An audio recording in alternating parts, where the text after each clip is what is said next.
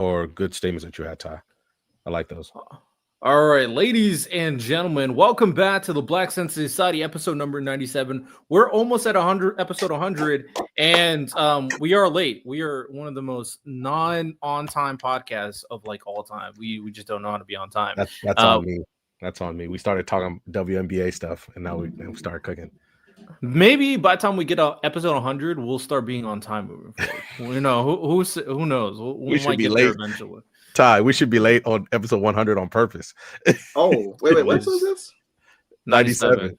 Oh my god, I got about listen to. Oh my god. Hey, so need the top 100 list starting next week. I need everybody's. Now I'm going to start bastering these people. But basically, we're also back on StreamYard. Restream was terrible. It was a terrible platform. It just was not working correctly. There were so many bugs. There were so many issues. And even when we tried to stream on TikTok, we kept on getting banned on TikTok. So I was like, it's not worth it. We're just going back to StreamYard. So now we're back at it to this platform. With that said, today, a lot of topics, a lot of great episodes. Appreciate everybody who's supporting the podcast and everything that we're doing here.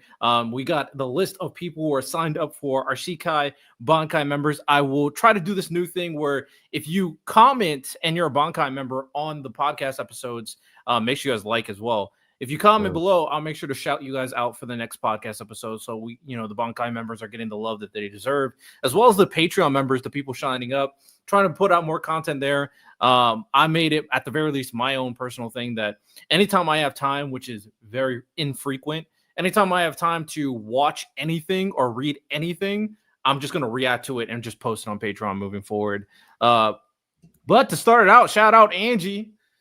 Did y'all see Marvel Zombies? Ish was gassed. Oh, something to watch on Patreon. No, I've not seen it. Oh yeah, I heard about it.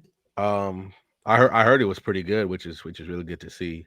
I know the story. I read the comic book. It's a really good idea that they just didn't know how to finish. So I'm glad to see that they're doing something with this. Is Angie, is all of it finished or is it still ongoing? If it's all finished, I might try to watch all of it and then react to it or something. Leroy saying it was bad. Oh damn, we got conflict of opinions over here. This is very much a side note. Did anybody see him? No, yes. I heard it was bad. So I didn't. Yo, Jay, this one. Yo, Whole has these. I want to watch it again. Treats, bro. They are so good, bro. You're fire, man. I want to watch it again, Ty. As a conspiracy theorist that thinks sports is rigged, it tickled an itch. It was like I thought it was okay, like as like a story, a movie, yeah. But the conspiracy. I'm a conspiracy. I've actually before. I think sports is kind of rigged. Like, I believe in Illuminati. Hey, Illuminati don't take the stream down, but Well, you're not slandering them, so I think you're fine. Some people who slander, and his heart he is. I haven't seen him. I heard it was a bad movie, so I'm not going to waste my money to go see it in the theaters. Basically, I went to watch it, Riddell, not for the movie. I really like how I think he's a little overrated, but I still like how Jordan Peele looks at an idea. And that's Jordan Peele wasn't the director; he was a producer, right? He was producing. Yeah. So I'm gonna go see it. That's why I want to see.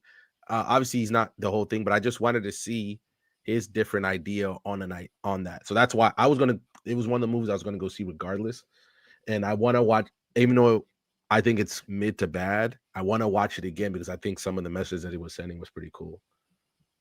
Well, fair enough. I might check it out once it's free. I think the concept stuff though, pretty cool, interesting concept. Mm-hmm.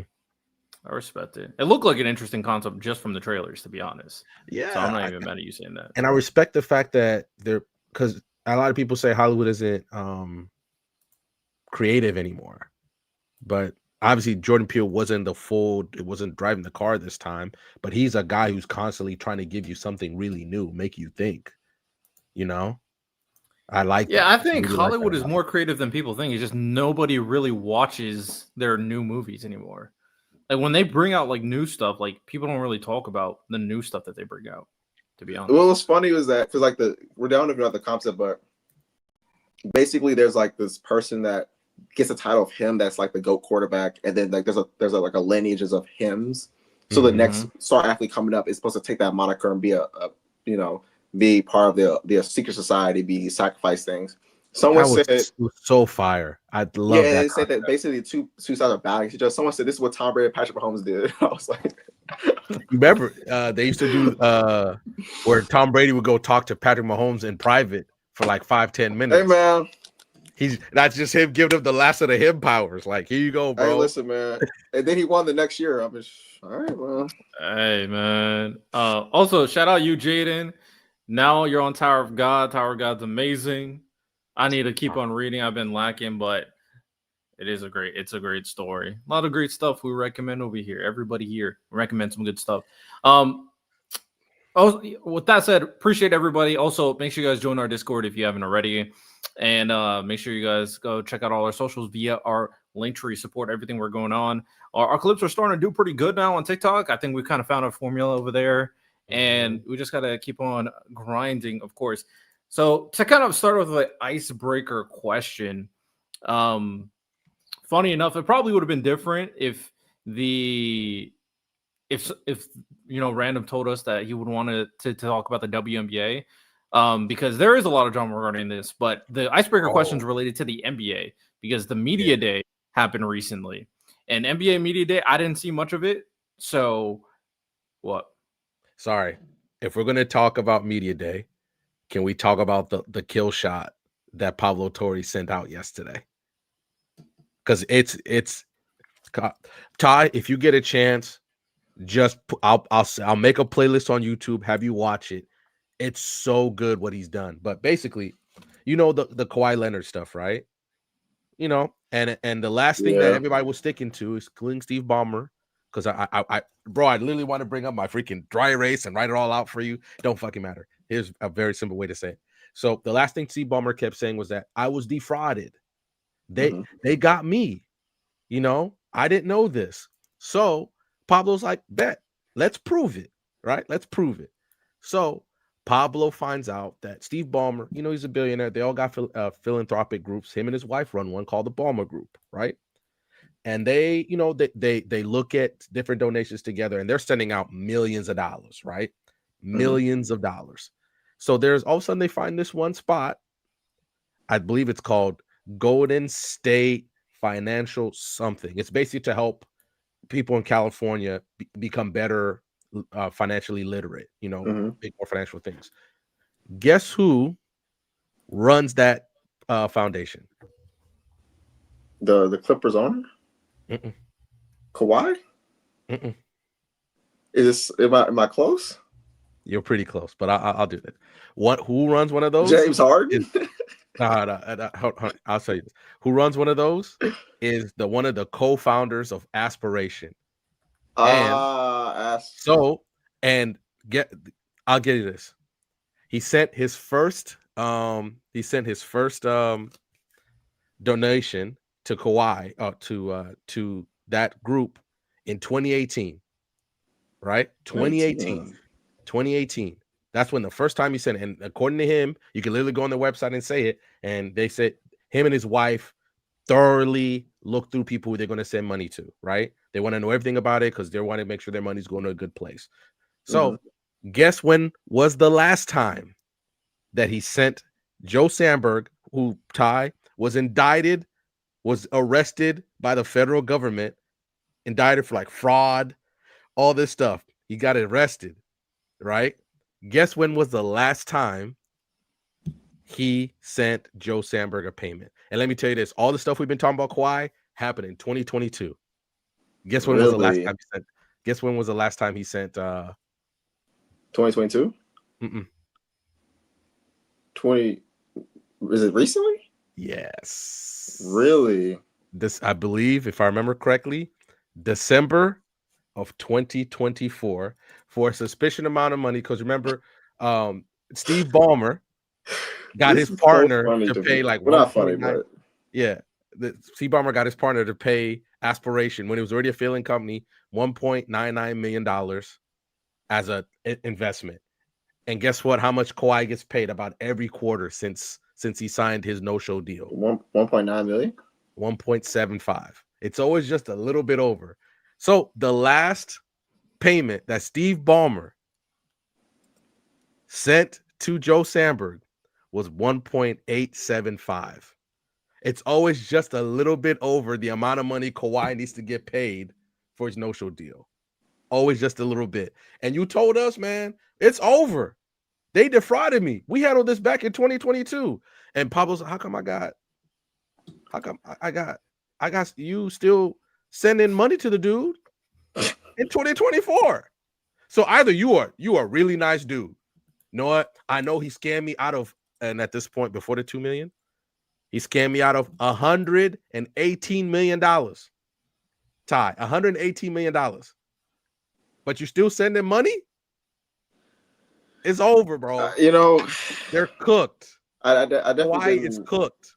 I definitely didn't expect. Like I said before, the Clippers getting Kawhi might have been one of the worst moves in NBA history. Given not him as a player, obviously, but given how that situation played out, what they gave up, it's looking really bad for them. Kawhi, I don't think he can run away from this because I saw his little press conference thing for Media Day. They can't run away from this, man. The federal government's involved. All Kawhi did was blow a 3-1 lead, get injured, get vacation, and scam. Ty, you know the craziest part is if Kawhi didn't get his people to say, "Give me my money," he's Gucci.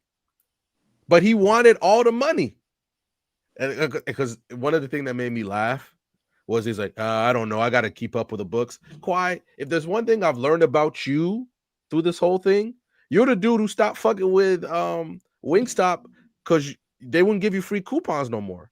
You still drive your old school fucking Trailblazer or whatever car you got. This is why greed is one of the you're a frugal nigga, like Kawhi. This nigga's not worked in 3 years, bro. Like, god damn, bro. Like, there's one thing his bread, bro. I low-key respect it. It was about your money, man. So that's why I found it funny.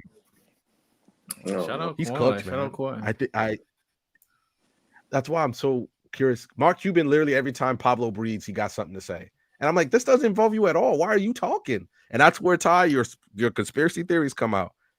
Because he's the because he don't really run. He owns like a little percentage of the Mavericks. It doesn't really matter if he's going out there to talk and defend Ballmer for some fucking reason. Meanwhile, the real owners, so to speak, say nothing. But they got. Oh man! Shout out. We'll use that as our icebreaker. Shout out. Whoa, Leroy. You telling me it's that bad? Because I haven't seen it yet. Yeah, I mean, I don't know. We'll see. T-Bay and One Punch Man are two different stories. Yeah, One Punch Man needs good animation. T-Bay doesn't really need great animation. One Punch Man needs great animation. Hey, Tama, what are we doing? Yeah, you can't have your best fight in your entire series not have good animation. I'm not gonna lie. It's just different context. We'll talk about that once we get to this season, fall season. Let me see. Shout out. Oh, I don't have the image pulled up like that. All right, let me pull up the image real quick. I set it up beforehand, so I don't know why I didn't automatically have it, but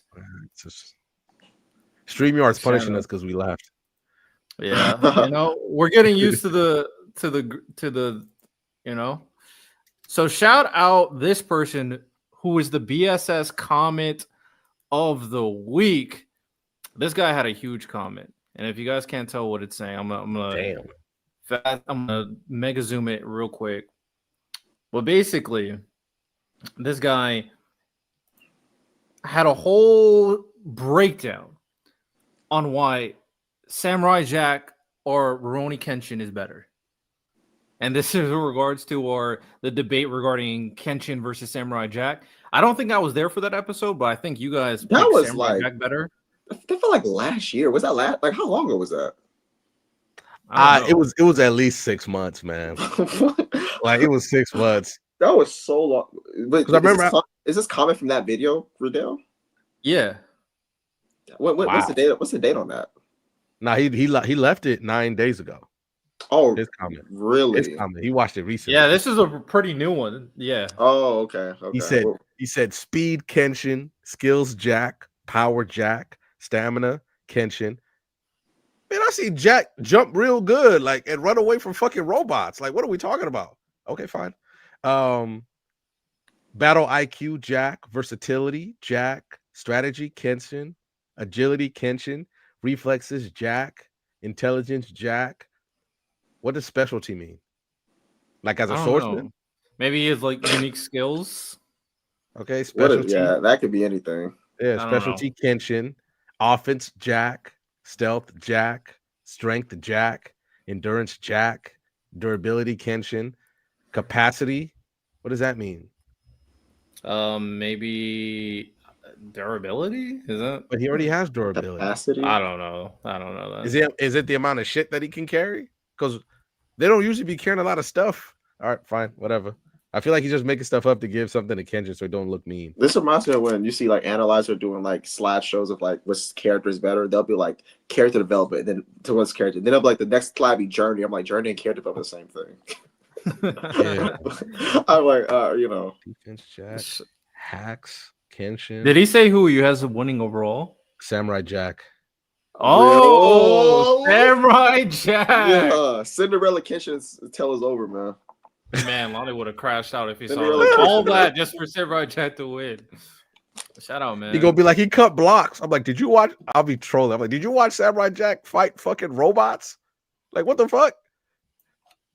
That's hilarious. Hey, whatchamacallit? That is what we're gonna start doing. Like comments of the week. So make sure you guys drop your comments. Bankai members, you will always get your comments read. So just drop it on for this podcast episode so it can be read for next podcast. But shout out Samurai Jack. I'll be honest, if I was on there, I'd probably pick Samurai Jack too. I mean, real. Shout out Samurai, man. Real. I like it.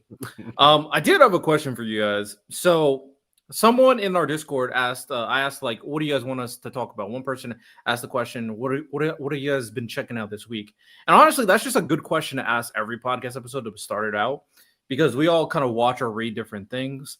So, like, what is something you guys have watched or read this week that you guys want to talk about real quick, that you've been enjoying, other than One Piece? Because obviously, One Piece. I've been, I obviously enjoy talking about days. I've been really, I'm new to Ichi the Witch.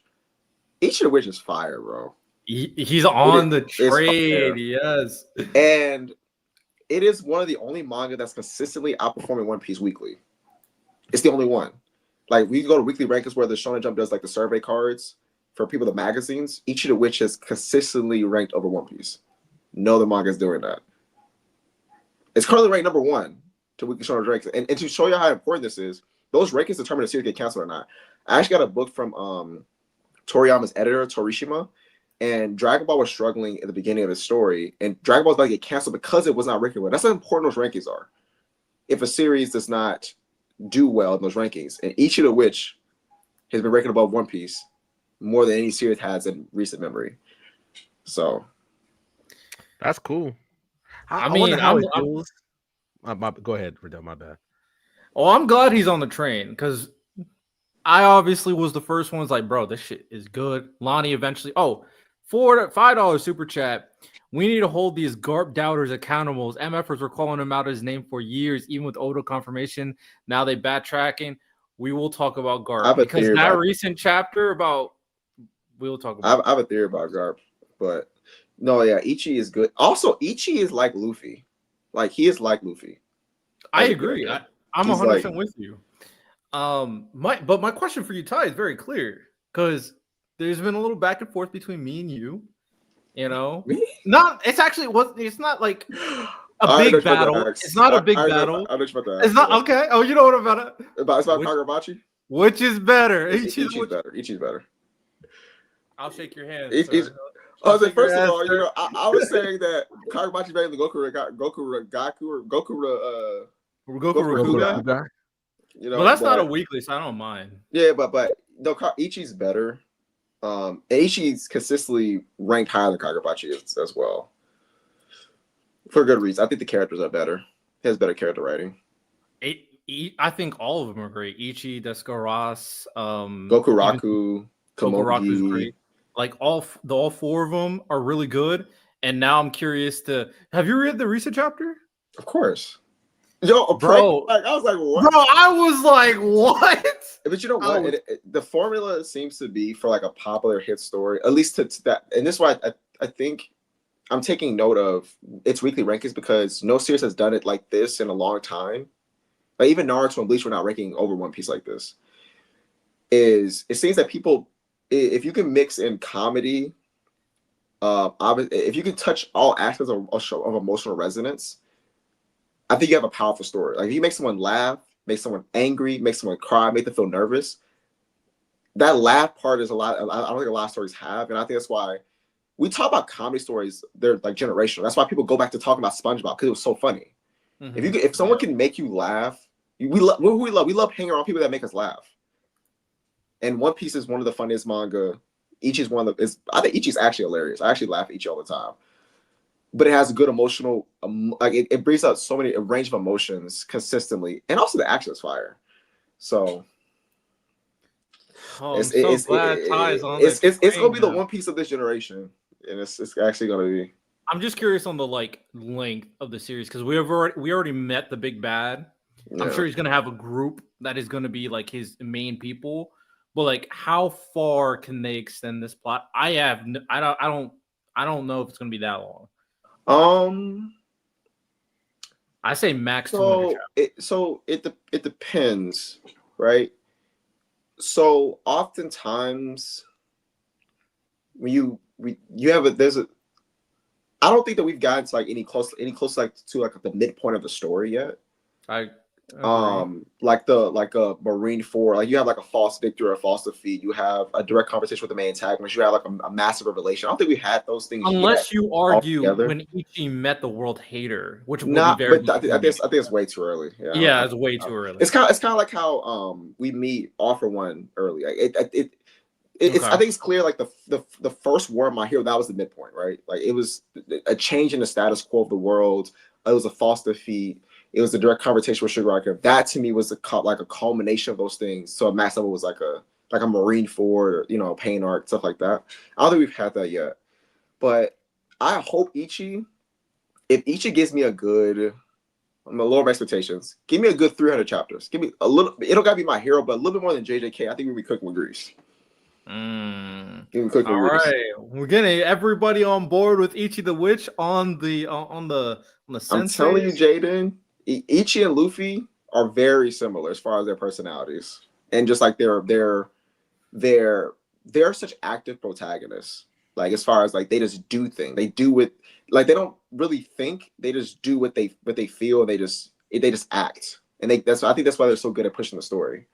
So Random, it's now your turn to read Ichi the Witch, and I guarantee Random's gonna fall in love with Descaros. Like, guarantee that he's gonna fall in love with her. Okay, like she's not only she looked good, but she is the epitome. And I'm not saying this just to say this. She is like the next Gojo. Once she gets animated, I'm excited to see her backstory. We know she had. Well, at least it's been hinted at that something happened to her brother. Maybe he died or something happened. That to me, I'm really interested in. And obviously they're going to save her for last because she's like the more important character. And also Ichi for last. That's where we're diving into Goku Raku. That's where we're diving into Komugi, the girl, the shy girl. Yeah. And they're going to save Ichi's story because Ichi, we still don't know who left Ichi that knife. Like we don't know that. That's actually a great mystery. I was thinking about since we met like the time magic, we probably going to get her and maybe his a little insight on who, because we have to figure out who trained Ichi the entire time, like who was that person. And obviously you mentioned the stuff with her brother, but before we move on, because not everybody's locked into Ichi the Witch. It's good Ichi the Witch. I'm glad you brought that up. The 2 moments I'm curious in your opinion, Ty. How did you feel about the moment where the magic was controlled by the other one and then Descaros put that magic straight in place? How'd you feel about that moment? I thought it was fire. I honestly, when I've been reading Ichi, I was like, this is just really good. Like it's good. Like it's really, I think it's very high quality storytelling. Like I was very impressed. I was like, wow, this is actually. I also thought Ichi got aura. He got Luffy. He got aura. When they brought him out to showcase to the entire association, he was just Himothy. He was Timothy. When he went to his magic world, he told the magic like, "Yo, I run you niggas. Like, don't freak." I was like, or when he was talking to what's the first magic he matched? It's like Kuro or something. I forgot. Euro. I know who you're talking about though. Yeah. I remember when he was trying to get Ichi to act out in like chapter 6 or something. Ichi was like, "I've been resisting the urge to kill you like 6 over and over again. I came to count." I was like, Oh, I was like, yo, Ichi is a dog. And then he told the war hater, I'm going to hunt you. I was like, oh, Ichi cold, bro. Ichi's cold. That nigga hard, man. He got that Luffy dog, man.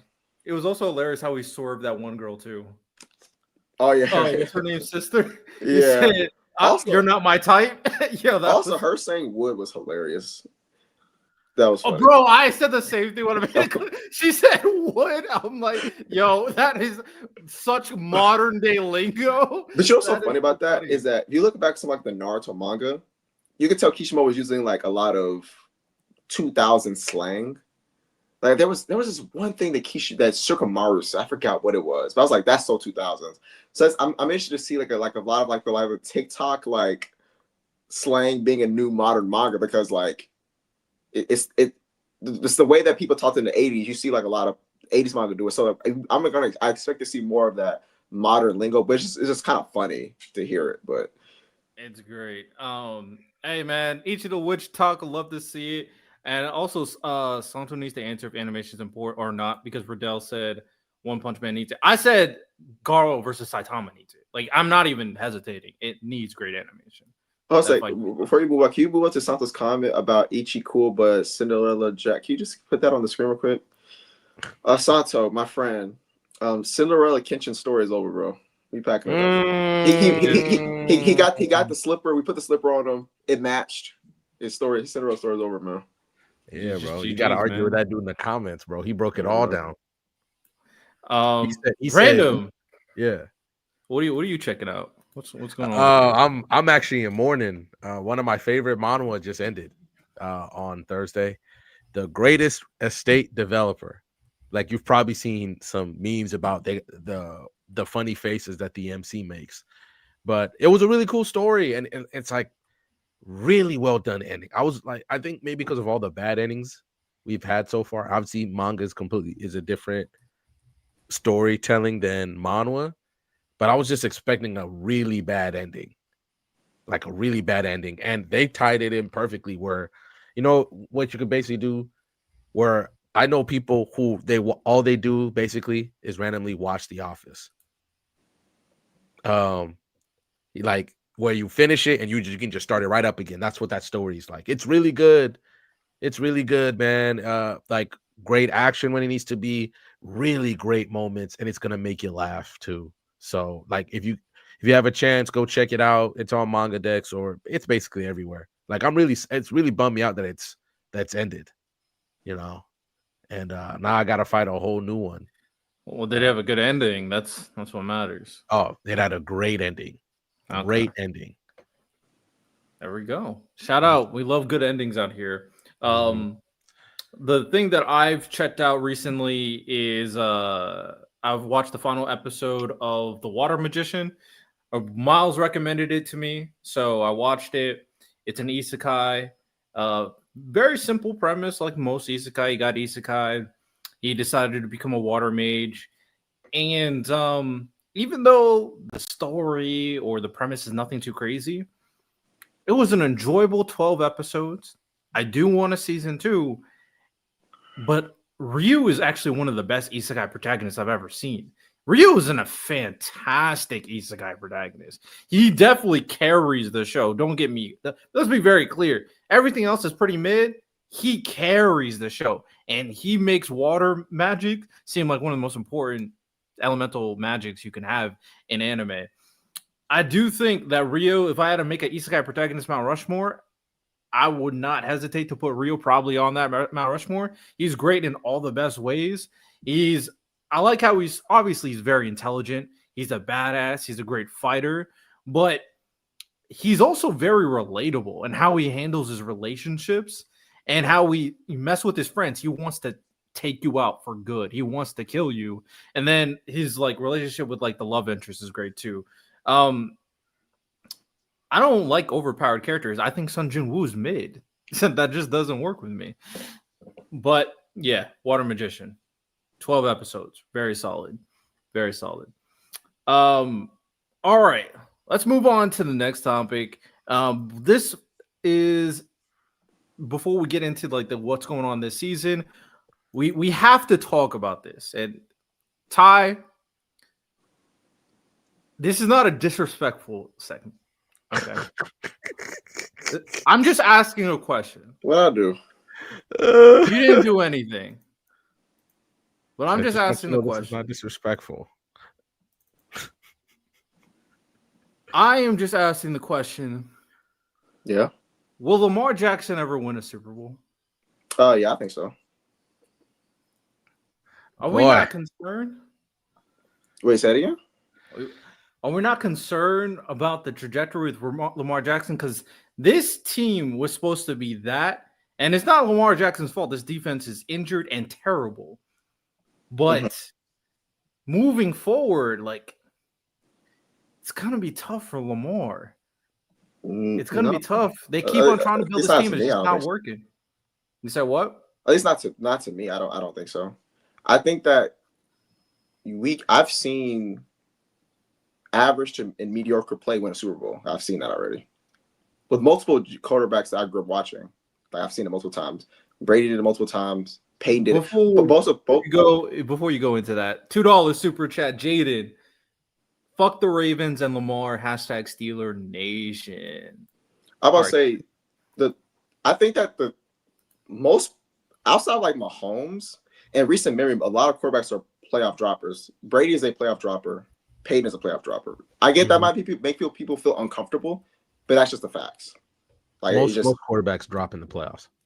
Yeah, but I'm saying that they drop a lot. Like they I'm not gonna fight with you on that. They've won a lot of games not playing well, and so to me it's more so.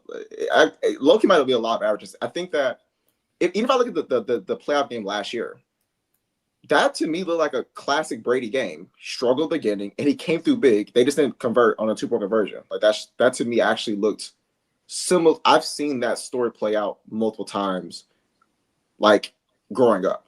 So to me, that doesn't really change what I think. Is there something to be said that Lamar Jackson, he's being called James Harden, and James Harden's an all-time great. No, I think people were thinking about it before, but Nick Wright has definitely been pushing it ever since the loss. But James Harden's an all-time great. Let's be very clear. One of the top 4 greatest shooting guards of all time. One of the greatest scorers of all time. One of the best players of our generation. One of the best ISO scorers and best playmakers of all time as well. James Harden, when it comes down to it, had a lot of chances to make it to the finals and win the championship. Unfortunately for him, he kept on playing against either a player or just a team that is better than his. And even when he plays elite, he just, when it mattered the most, whether it's injuries from Chris Paul or just bad luck when the Rockets can't make threes, they just could not beat the Warriors to go to the finals and win the whole thing. Will that be Lamar Jackson's narrative? Where he could be great, he can be everything that Ty has said, but when it comes down to it, when he has to play Mr. 1-5, he just can't take down the man. Are you saying, am I predicting will that be his career? Like when it's done? My answer is no. Because I think he's going to win one. I think if he wins a Super Bowl, Brandon, go ahead. If he wins a Super Bowl, it'll be fine. Like people. No. It's not. I'm saying, like, if you had to pick, if you had to bet on it, if you were to guess, he's going to win. My bet. I think he's going to win one. The reason why I think it's a bet is that regardless of, I don't think people have noticed, but he's gotten better class every year. Yeah. So I don't expect that trend to stop, right? Like he's trajectory as far as like his numbers and his performance, he's played better. Especially like if you compare like his last 2 years in the playoffs to his first 2 years, it's obviously a stark difference. So I don't expect that. So Look, basically what I'm saying is people don't hold it against Big Ben. Never beat Brady in the playoffs. They never hold it against him. I understand Lamar is way better than Big Ben, but if your thing, unless you're trying to have a GOAT conversation with Lamar, I think you're good. yeah, and also even Bill. Well, the difference is you have to beat, because the standard right now for Mahomes' entire career is an AFC Championship. So I don't have expect to that to be beat the case forever. Okay, well, let's say that if it's the rare circumstance where it's not him in the AFC Championship, then it's Josh Allen. Okay. So as of right now, we need to see Lamar Jackson beat Josh Allen or Mahomes in the playoffs. I was about to say, I think he played well in last year's playoff game, though. I'm not talking about performance, but at the end of the day, I'm talking about winning the Super Bowl, not playing good in the playoffs. No, I understand that, but you're missing what I'm saying. I'm saying that if you play well, your chance of winning increases. I'm saying eventually, I think it's going to happen, because like if you think about it, in most sports, a lot of things have to work together. Things have to click at the right time. So if I'm expecting this performance to get better, I expect the ball to bounce this way eventually. I don't. You know what I'm saying? Like that to me is like, because I don't think that the Chiefs are going to be. They're always going to be a good team, but I don't think if they do have like another resurgence, I don't think it's going to be like this 15 to 20 year thing where they're in the AFC Championship. I think that's even though I think Mahomes is the best quarterback ever. That to me is an unrealistic expectation that he's in the AFC Championship game for like, because what this Mahomes year 9 or you notice year 8? What year 8 as a starter? 8 as a starter, right? 8 or 9, yeah. No, it's 8 because 7 straight championships. Oh, you said 8 as a starter, yeah. As a starter, right? Yeah. I don't expect. I think Mahomes will start maybe like 15 to 17 years. If this nigga actually makes 17 conference championship games, then you got me. You know, I don't expect it. I don't. But I mean, like Brady's insane, and he went. If you average it out, it's like he went every other year that he played. Yeah, you know what I'm saying? Like I don't. That's insane. Because Brady went to like I think the Brady went to like 13 out of 20. He went to like 13 or 14 out of 23 years, right? Yeah. So that means that 10 years he didn't go that far, which is reasonable. You know what I'm saying? So I just don't. That's on the high end too, Ty. That's on the high end. Yeah, so, yeah, exactly. I don't think that Mahomes is going to go to 14 like Brady, just because I think that the AFC is I think it's a little bit more top heavy around this time, and Mahomes is in a harder division, so it's going to be hard to get seeding. So I just don't expect that. Like I don't like. If you want to say if you like, for instance. If James Harden wins a championship, nobody brings up that he kept losing to the Warriors. It's just people just mad that he couldn't beat the Warriors. But that's not the point. Is he didn't, right? The point is he never could. No, that's not cool. The point is that James Harden had a barrier that was preventing him from reaching ultimate success. And that's why the comparison to Lamar Jackson is so potent, because they're both generational all-time great players that have a barrier in front of them that they're trying to get past. And in this situation, we're trying to have about both of them. Yeah, but that's they couldn't get it done being all-time greats. But Lamar, like what conversation are you trying to have about Lamar right now? But I think the problem is, and that's what I'm saying. Do I expect Lamar? I think that they'll eventually beat the Chiefs as well. But I also don't expect the Chiefs to be in the worry every single year. That to me is like. This and you know what it is. Another thing about it is, and this is actually to me a big factor, is that Kelsey and Gronk, the way that their careers parallel, or they don't really parallel because Tom Brady got Gronk when Tom Brady became Tom Brady, and so now you have a prime like Kelsey's going to retire in a few years, and that's what like he is arguably the greatest receiving threat ever. Like you could argue that for Kelsey, he's going to retire in a few years. So like. If Mahomes had done all this winning like before Kelsey, and then Kelsey and Tyreek and them came, then I might be a little terrified, right? But the fact of the matter is that Kelsey's he's not what he was. He's gonna retire soon. Maybe he was thinking about retiring. He was not. If they ever won a Super Bowl, I think he's retiring this year. I think right. And remember, Andy. But I'm saying if they had three-peated, I don't think Kelsey's playing this year. He came back because I think he said in an interview he came back because of the bat. He didn't want to leave his career like that. So again, if Gronk was like in year 2 and he was already peaking, and Tyreek Hill was already there and he was peaking, and like the kind of way that like Brady got started getting more of his weapons later, like Randy Moss, Welker, Gronk, Aaron Hernandez. I get, Aaron Hernandez. He was fire. He was low-key good. Oh, he was good. Edelman, better. He was good. He was actually really good. But then I would feel you more. So yeah, I mean, but even when we're looking at the Ravens situation, because I legitimately thought coming into the season that the Ravens had the best roster by far. Now, to be fair, they are suffering from injuries, but I do think they're defense. They missed like 8 people at this point. I think the Vikings right. a word. I was very confident with the Ravens. They had the better running back too. Remember, they run Derrick Henry. I don't know what their deal is. So the big question is like, with this window, with this like quality of roster being kind of compromised right now with like the injuries and maybe the regression of certain players on the team, I'm curious to see how they will continuously build around Lamar, because eventually, some of their people is not going to be as potent. Their defensive line is obviously not as good as it was like last year or the year before. They will have Kyle Hamilton, who's probably going to end up like an all-time great safety. He's amazing. Marlon Smith is not doing that well. Marlon Humphrey's not doing that well. Also, another thing, I don't think that John Harbaugh is going to be there for. Let's say Lamar's like what, year like 7 or something, year 7.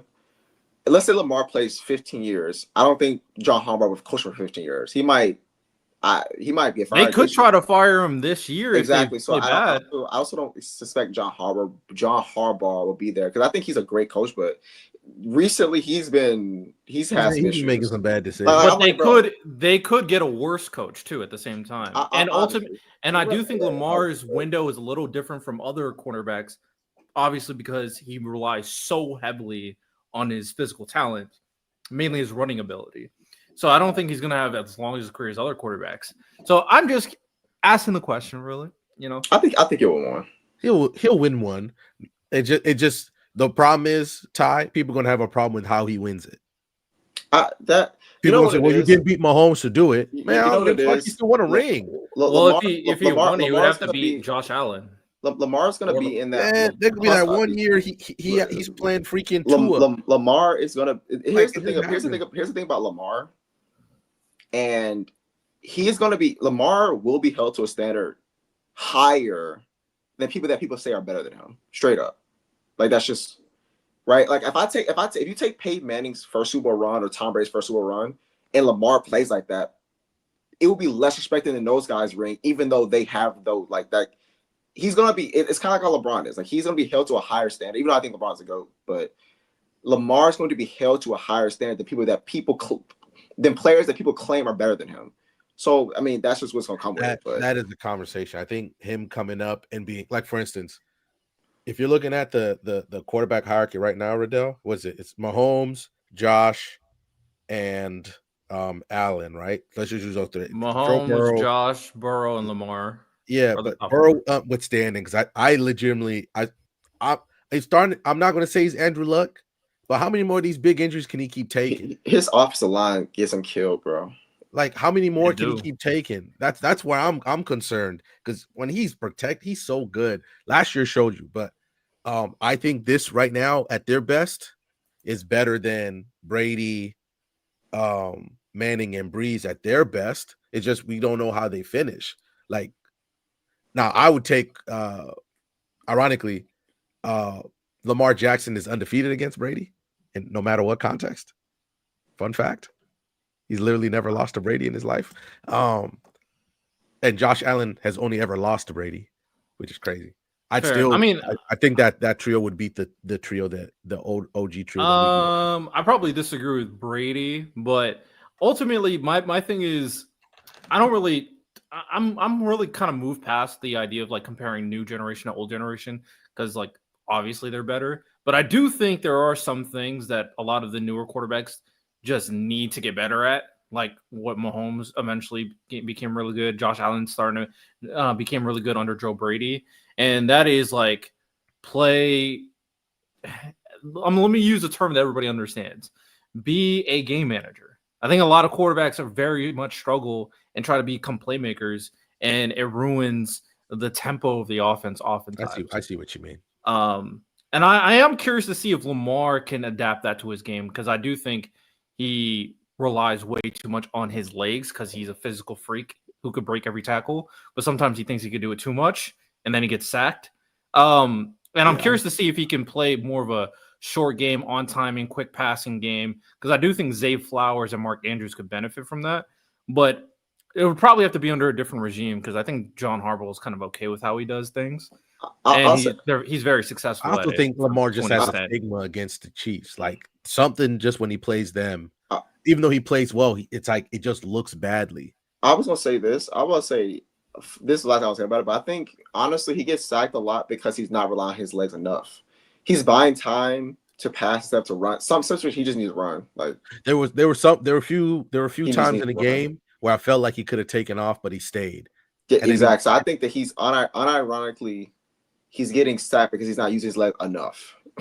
Well, that his first few years, he would always take off, and then he was realizing that he needs to start. So he's trying to figure out that balance, and he kind of the thing about it is Lamar. I don't think he really did. You know, so the year they played the Chiefs in the playoffs, the AFC Championship game, I was like, he should run more. I was thinking about that game. That one he should have ran. He was not good in that game. So yeah, that one. The Ravens also made really dumb decisions, like Zay Flowers alone. Yeah, that's Zay Flowers got the penalty and then the fumble. I was like, Zay. Man, the fumble. That was what are we doing? Hey, Travis Kelce's touchdown on Kyle Hamilton. that was sexy. I'm not gonna lie. All right, shout out Lamar Jackson. We'll say this. I do think Lamar is going to end up way higher ranked in his sport than James Harden will. Yeah. Depends on how his career finishes, in my opinion. If he wins the chip at some point, never mind. If he wins the chips, then people will have him locked top 8, like for sure. But all right, let's move on to the next topic. The main topic. This fall anime season. Now, I will do like a trailer reaction. If any of the other boys are available, they can feel free to join me to do the trailer reactions. We try to do them. But let's talk about this fall anime season, because when I first looked at it, I was like, oh my, compared to the last 2 seasons, it definitely falls off. But the big question is this fall anime season trash? We'll talk about it. We'll see about what anime we are excited about. What are we not? And I guess the first anime to talk about, the one that's the biggest question marks, is One Punch Man Season 3. How are we feeling about One Punch Man Season 3? A lot of people don't like the trailers. I mean, if it's animated right, it's gonna have one of the best fights of all time. If it's animated right, it's gonna have one of the best fights of all time. Anime fights of all time. Saitama Garo is, my goodness. I agree. It could be kind of nice too. Saitama Garo could be one of the greatest anime fights of all time. If they do it right. Like, just imagine when they're on the planets and when they're on Jupiter. No, what was it? Jupiter's moon or Saturn's moon? They're on Jupiter. Like, bro, it's insane. I just don't know, man. I've heard so many bad things about this season. I'm very concerned. Wow. I mean, I'll watch it. I'll report back next week. If you didn't enjoy season 2, please have your bar set low. You're saying the Garo Saitama fight is not this season? What? Oh, okay. Are they just doing the Monster Association? Oh, so this is probably the beginning of the Monster Association. Huh? Okay, never mind. But we should still get some fights. Like, we should get some Garo fights still. Mm-hmm. I don't know if we'll get the Psychic Monster versus Tornado. I don't think we'll get that. 12 episodes? What? I think, what is it going to finish on? The fucking muscular black dude being a little pussy? Yeah, is that what we're going to finish on? Wow. He was insane. That's insane energy right there. It was correct energy. He's a fraud. Muscles for Fraud. nothing. Muscles for nothing. Yeah, to be fair, yeah. And I'm not gonna hold you. Why you gonna do that to the black man? Why you gonna do that to him? Come on, man. I ain't asking for a lot. Just I could be Zombie Man, man. Make Zombie Man black. Why you got make Dark Shine, Riddell? Dark Shine. All right, fraud. Ain't been the same fraud, man. They changed it from 24 to yeah. This season's cooked, bro. I just don't change it from 24 to 12. That's just knowing you don't have any faith in this season. Saitama Orochi's good. Was it? I thought it was a short fight. Yeah, I mean it's good, you know. And that's the first one that came to mind, unless there's a flash fight in there that I'm missing. It's cool. I'm not sure. One Punch Man, man. We got Spy Family season 3 going on next season, so that could be a cool little highlight. I don't know, like I'm caught up with the manga, but I don't know exactly what they're covering in this season. Did they already do the boat stuff? Probably. That's what I'm thinking. But they're cranking. Oh, they're meeting the dog. They've already met the dog. Oh, really? Yeah. I'm not caught up with it. I have no idea what they've done. Yeah, I think they met the dog in season 2. Then I don't know what season 3 is going to be about. I have no idea. If someone knows, crap. Was it not the? Either way, they're cranking these hoes out.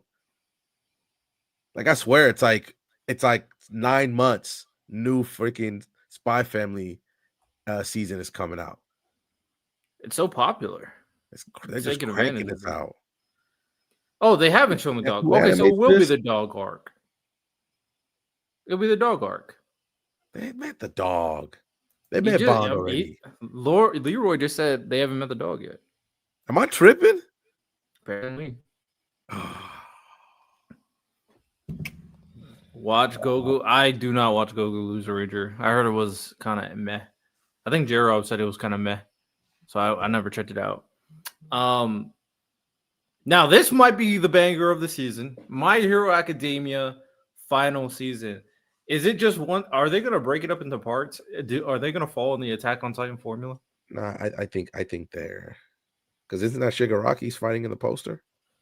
Yeah, this is Shiggy. Yeah, they're gonna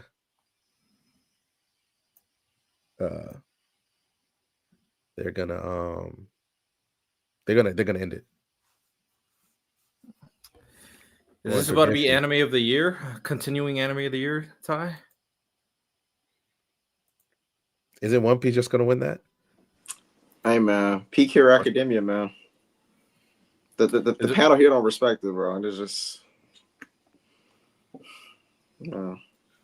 I have no idea how long or how many episodes it is. Hold on a second. My Hero is gonna win anime of the year because the cash cow is back, baby. The cash cow, My Hero. You know something funny? Hold on, let me see if I can find it. I got a manga for y'all. I'm gonna show y'all something. I got the new volume of My Hero, right? Can I show y'all something? Can I be the big screen for 1 second? Is that okay? No? He said no. Look at the popularity poll, right? The 9th popularity poll, and look who's at number 1. I'll read this out to y'all. Bakugo being number 1, the narrator says it's tradition at this point.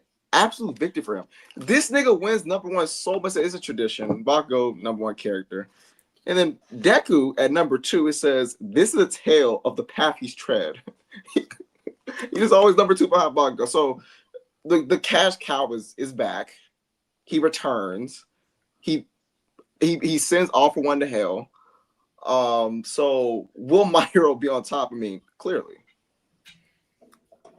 Yeah, Bakugo's gonna get a lot of glaze this season. Sure. Glaze? Is it glaze when it's true?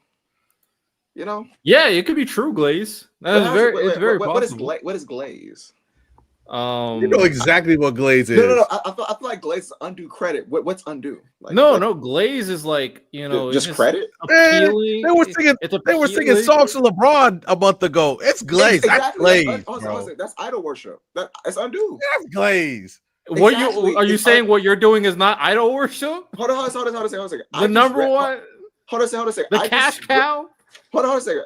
What I'm saying is just the facts. The facts are him being number one is tradition. That's not my opinion. That's not how I feel. That's not undue. It just is. Like I'm sorry. On the manga popularity, what are we talking about? I'm saying that the most popular character fraud, in this series, objectively, is back. You can tell me how you feel. You can tell me how you feel. Bring me the numbers. The numbers say he's more popular. Still Glaze, bro. Still Glaze. What? Am I glazing? Right Jose, I'm about to chat, y'all. Is it Glaze that Bakugo being ranked number one? I say hey, Bakugo's ranked number one. That's I'm not saying a fact. Dad. Just like a fact. I don't know. I don't want to tell you, man. Title of that anime? Title of what anime? Deku is a fraud and it should be named after Bakugo? Is that the anime we should? Probably. To be honest. Hey Kai, they don't get it, Kai. They don't get it. That's okay. Season Vision, Bakugo return entrance. Bakugo is gonna get a lot of moments in this final season. People are gonna go crazy. People are gonna clip farm. Bakugo is gonna be the clip farmer of this season. People are gonna have them romance edits of Bakugo. Yeah, Bakugo about to get glazed, man. Glaze is he's gonna get the respect that he's earned. But a lot of tissues for men and women when they watch Bakugo. Anyway, another anime season. My Hero might. Oh, actually, let me ask you this, Ty. How mad would you be if My Hero Academia loses to Solo Leveling for anime of the year? I won't be mad because that means that Deku did something wrong. And he it's kind of like when LeBron dropped 50 in game one against the Warriors and JR ran the clock. I'm like, dang, bro. Deku is insane. It's just like, come on, bro. Bakugo, he gave you a massive performance. Deku close. Can Deku close? Deku close. I love Deku. Do you say Deku is J.R. Smith? No. He's one of my favorite MCs. One of my favorites. I just need him to close. When Bakugo gives you a 3-1 lead, close the deal, Deku. Close the deal. You called him J.R. Smith. Close the deal, Deku. Close the deal. You just called him J.R. Smith. Close the hey, Randall. Close the deal. Oh, J.R. Smith is disrespectful to Bakugo. Close the deal, man. Sorry. Close That's the deal. Disrespectful. Damn. Close the deal, man. Wow. I will say this. This is one thing I'll say. Oh, what are you saying here, Leroy? Wanted the bully with 2-parent household of friends and an OP quirk as the MC over the MC who is way less than him. Shocking, not really. 2-parent. I'm not the Bakugo stan. That's Ty. What are you coming at me for? That's not my fault. You was glazing too. I'm just saying. I'm just giving the energy that Ty is giving me. Like he said, Deku. The only reason why this would fail is because Deku's a fraud. I actually have evidence that he closed the deal in the manga. Do y'all guess who won the final popularity poll after constantly being second place? Guess who won the final popularity poll? Hello. It was it Deku? Deku. I believe in him. Wow. That's a pity award. No, I believe in him. That's a pity award. Oh, you know what I'm saying? Exactly. Well, yo, if you don't. If you donate us $20, LeBron is banned from being mentioned on the pod. Who glazed LeBron? You did. When did I glaze LeBron? I don't know. You probably said something about LeBron. I've never. Yo, me saying what a nigga did is not glazed. It's just a fact. It just sorry. That's how you said it. How did I say it? I don't know. I don't remember what you said. I just said the GOAT won the playable. This is it just is what it is. Shout out Deku and whatever. All right. The last thing I was gonna say. I do think that Bakugo probably is gonna win male anime character of the year. I do think that's probably going to happen. Yes. It's going to be the concession speech over Jinwoo. The concession speech. Okay. Let me ask you, Random. Who do you think is gonna win it then? Sun Jinwoo or Bakugo? I will say this: Jinwoo. No, I will even ask the chat. I'll ask the chat. Everybody, we all chat. Well, yeah, people Jinwoo, who are about to watch really this video, and Bakugo will be hot.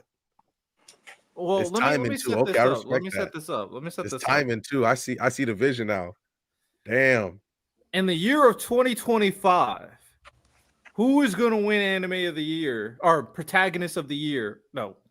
In the year of 2025, who's going to win Male Character of the Year? Sun Jin Woo or Bakugo? They're probably That is the telling question. you. I do think Bakugo would win it over Sun Jin Woo. Ooh, And honestly, okay, I would pick Bakugo over Sun Jin Woo. Jin Woo clears, Bakugo got it. Ty, who you got? I don't have anybody. That's a lie. he He just doesn't want to glaze. I don't have anybody, man. No, they did completely get rid of Glaze. That's what I was referring to earlier. I'm going off what y'all think. When I saw you say grown Bach over there. people I mean, who am I? singing songs to LeBron, I was like, y'all got it. Insane. By the way, Leroy, Rock Lee was not ranking 5 like consistently. That nigga was dropping. By the way, I might donate 50 stuff to that. I'll stop slandering Deku if you send $50 for sure. Random, who's gonna win Male Character of the Year? Bago or Sun I Woo? think Jin Woo's still gonna take it. Why? Every time, I think the only thing that I'm worried about is that Jin Woo would have really cooled off while Bago will be hot. That's why I said I see the timing. But at the same time, Jin Woo was everywhere, bro. He won it last year. Yeah, I know. I mean, you know, but like, other than that, why? What is Jin Woo got over Bakugo to you? Aura. He has more aura than Bakugo. Ty, is that true? Mm-hmm. He has more aura than Bakugo right now. Ty Davis. what's up? Does Bakugo have aura? All right, please. Oh, okay. What is the most aura moment Anyways. that he did this season? That's a genuine question. I didn't even watch the season. I'm asking random. Random, what's the biggest aura moment he's done this season? Oh, it's my Sun Jin Woo or Jin Woo.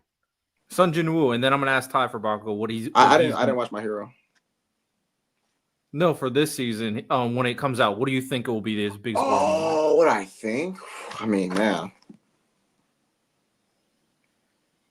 Shout out to Kent. He's a member for. I think him versus All for One. So like, I'm thinking about like how My Hero, the music, the direction, the emotion. When he saves All Might. Whoa! Let you. He was not kidding when he said, "We are done with the LeBron James glaze on the podcast." Who plays LeBron? He said, "Next 2 episodes for LeBron glaze." And random, I owe you for putting me on Berserk. I don't read manga and found YouTube. Not trying to shout out, but Almighty Lolly did a whole 24-hour read through with music and explaining. Oh yeah, I saw that. I've seen parts of the video. He really just he sits down and reads Berserk on this shit. I'm about to say we don't want to talk about LeBron like that. But no more LeBron glaze. Anytime someone tries a LeBron glaze, I'll just pull up this chat. Shut your mouth. Now this is a good question. No, it's not. Nope. Nope. It's not. It's not. It's not. But I'm just thinking about the emotion, appreciate the music. You, OK State. Real appreciate OK. But like the emotion, the music. I think when you say All Might, that's gonna go viral. I think that's gonna be like a major moment. And he was All for One too. But what about you, Random? What is Sun Jin Woo's aura moment of this season? I mean, God, the walk up to Biru, especially when he started punking him in the Biru fight. That shit was aura. There was a moment though where he got. I don't know why they did him like that. Remember that weird photo of him fighting? Never mind. Never mind. Never mind. I. That's what I'm thinking of, especially when the climax of it.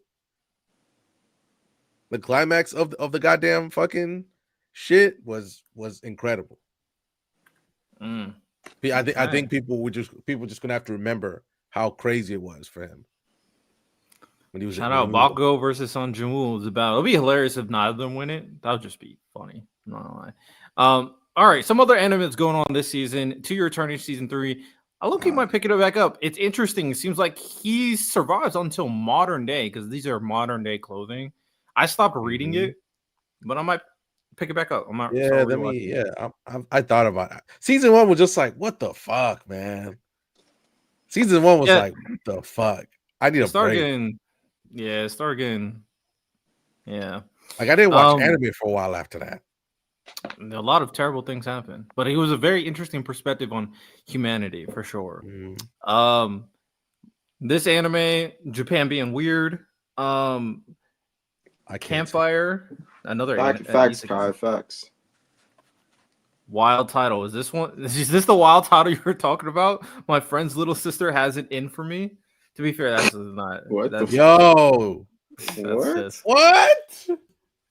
Has it? She trying to set her up like freaking Megan from Drake and Josh. Now the fucking isekai. It's just a guy cooking. He's just cooking in another world, and it's really good. Then sometimes they gotta go do something, but most of the time it's just them. They get home and he just starts cooking up really nice food. I enjoy it. Just turn my brain off. Sounds a solid little anime. May I ask for one final thing? Don't know what that one's about. Ranma 1/2. Oh, I'm excited for that. So they're continuing that. That's a really good remake. I've heard good things. I've heard good things from Ranma 1/2. Yeah, it's really good. Like it's on Netflix too, so you can just watch the whole thing. It's really good. Status Assassin, The Monster Wants to Eat Me, Goat Tama. Wait. Go back. So go to The Monster That Wants to Eat Me. So it's a romantic comedy, right? Where this guy is I haven't seen the anime. I just heard the synopsis. I thought it was really cool. So this guy, 3 girls like him, right? But 2 of them are like love demons, and they're gonna like take his love and kill him. And one of them's an actual, like a genuine girl. So it's literally like, you know how quintessential quintuplets? It's like a more dangerous version of that. And I'm like, this is awesome. I would have watched the fuck out of that. Because there's a little danger to it too now. Come on. Shout out. Bro, I should watch this on Patreon. Oh, that'd be fire. Because I think I want to find the manga so I can read it. I just think the premise is so cool. Like, what the fuck? It. Time. Random's hype. 3 girls like him. 2 of them are love demons, where they want to get his love and then they're going to kill him. And one of them's a real girl. So you have to. I'm worried the whole time. This motherfucker gonna pick a love demon. That's it. So that's y'all ever mess with love demons before? Yeah. It's just a question. This is a very fair question. I messed with some demons before. Well, I hear that. It's unfortunately. It's like getting ice cream and watching it melt in your hand. It just goes by quick. You shouldn't be with those people for too long. Agreed. Another anime called Sonda. This is unique. That's the one. Anytime, about, right? I don't know. I think actually someone said in the comments. Let me read the synopsis, because anytime when they have like a short name like this, they usually have some clout behind them. The story starts with Sonda, a second-year middle school student, getting attacked with a kitchen knife by his classmate Fuyumura. While Sonda couldn't make sense of the situation at first, he gradually came to believe that Fuyumura's actions were just mean acts stemming off from the ladder. What? What? Let me after. Did you just say he just shrugged off? Oh, my boy just tried to stab me, but it's cool. Stemming off from the ladder, having a peculiar puberty phase. Hey, I'm good. What? No, what are we talking about? I'm good. We good. Tales of a Wedding. A Wild Last Boss appeared. Interesting looking isekai. Isekai Quartet. I love that. Isekai Quartet 3. all the big isekais in chibi form, and they just start fucking around. It's really good. Yeah, it's a cool little comedy thing that I've seen here and there. Some other ones. Oh, it has a really long title. So scroll up the middle. It's a really long title, but scroll down. The third one down, right there. Sorry, the one in the middle. The one in the middle. Inexpressive. Oh, my gift level 9,999. It's a long title. Don't worry about the title. The story's really good. It's a revenge story. It's one of those where, where the guy gets isekai, then he gets betrayed. This one's just like he gets betrayed and he starts cooking. Like, it's really good. Yeah, it's really good. Oh dang, it's really good. Like, I would recommend that one to people. I respect it. Got a couple more. Just going. Anything that pops out. Kingdom season 6. They just keep on cooking. I respect it. Maybe I should just tough it out with Kingdom. I heard the after the first couple seasons, the animation is actually pretty good. So, because I heard Kingdom is in the manga is fucking cooking. I'm so far behind now. Oh, me too. I'm super far behind, but Kingdom's elite. I'll eventually catch up on the Patreon. I'm just scrolling. Digimon, another Digimon. Shout out. Scrolling. What the heck is this? Ganglion. Honestly, there's very few trailers worth reacting to. Maybe there's some. Obviously, these are the continuing original anime. Record of Ragnarok season 3. Okay. Yo. Does the animation get better? Because I'm just watching like motion GIFs sometimes through season 1. I've heard people say some of the fights are pretty good. That's what I've heard. Oh, that first season is horrendous. It's not the I was greatest. shocked they got a season 2. I was like, what is this? Disney Twisted Wonderland, the animation. Okay, 8 episodes. Oh, yeah. Disney's making their own anime. Disney trying to compete. Shout out. The Daily Life of the Immortal King. I have a friend that really likes that anime. Yeah. A Disney anime, low-key, it sounds crazy. Like fire. What's the synopsis? Let me read the synopsis. Yukin Yu Enma is an average Japanese high school student preparing for an upcoming kendo tournament. On the night before the competition, however, a black carriage crashes into him. When he regains consciousness, Yu finds himself at Night Raven College. All right, let's bring the rest of it. So they made an isekai? A premier academic institution in the magical world of Twisted Wonderland. Only a chosen few with exceptional magical talent are admitted into the school, so it is a mystery how a human with no magic ability ended up here. Although Yu desires to return home, it is easier said than done. While the school's headmaster searches for a way to send him back, Yu is assigned manual labor on the campus, but due to the chaos at the school's entrance ceremony following his arrival, Yu has a target painted on his back as far as Heart Slubule dorm leader Riddle Rosehearts is concerned. Okay. It's Iruma at Magic. Yeah, it's kind of like Iruma. It is kind of like he's Iruma. Not going to be. He has no magic. So how are they going to give him magic? He's probably going to be a dog. Be boxing motherfuckers up. Because I actually be down to see something like that. So you know what? I don't even need a sword. Hey, Asta, I love it, but we going straight hands from now on. I watch anime like that.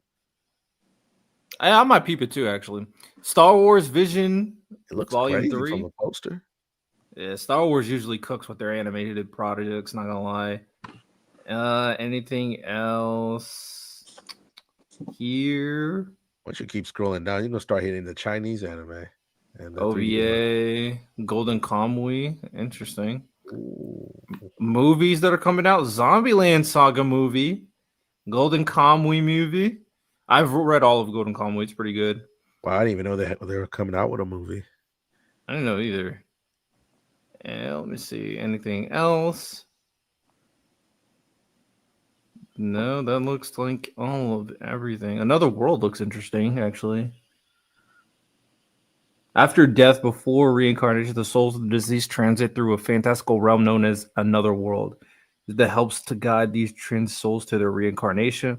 He learns that humans have emotion that he does not. Kind of sounds like Soul, a different version of it. Okay. All right. Before we wrap up this segment, what are we looking forward to the most out of all the movies, anime, series? What are we looking forward to the most? I'm ready to see that Chainsaw Man movie. I mean, I heard it's cooking over there. I'm super excited. The animation looks beautiful, Mm-hmm. and obviously that arc was fire. So I'm excited for that. I'm going to the theaters to see it. I love going to the movies. Going to movies is fun. It is. I like going by myself. I went by myself Same. for the first time recently. I was gonna go with my friend, but I was like, I'm gonna go by myself for once. It's good, ain't it? Yeah, I was like, this is interesting. I've never gone by myself before. I go by myself all the time. Yeah. Like, After I went by, go ahead. Sorry, go ahead.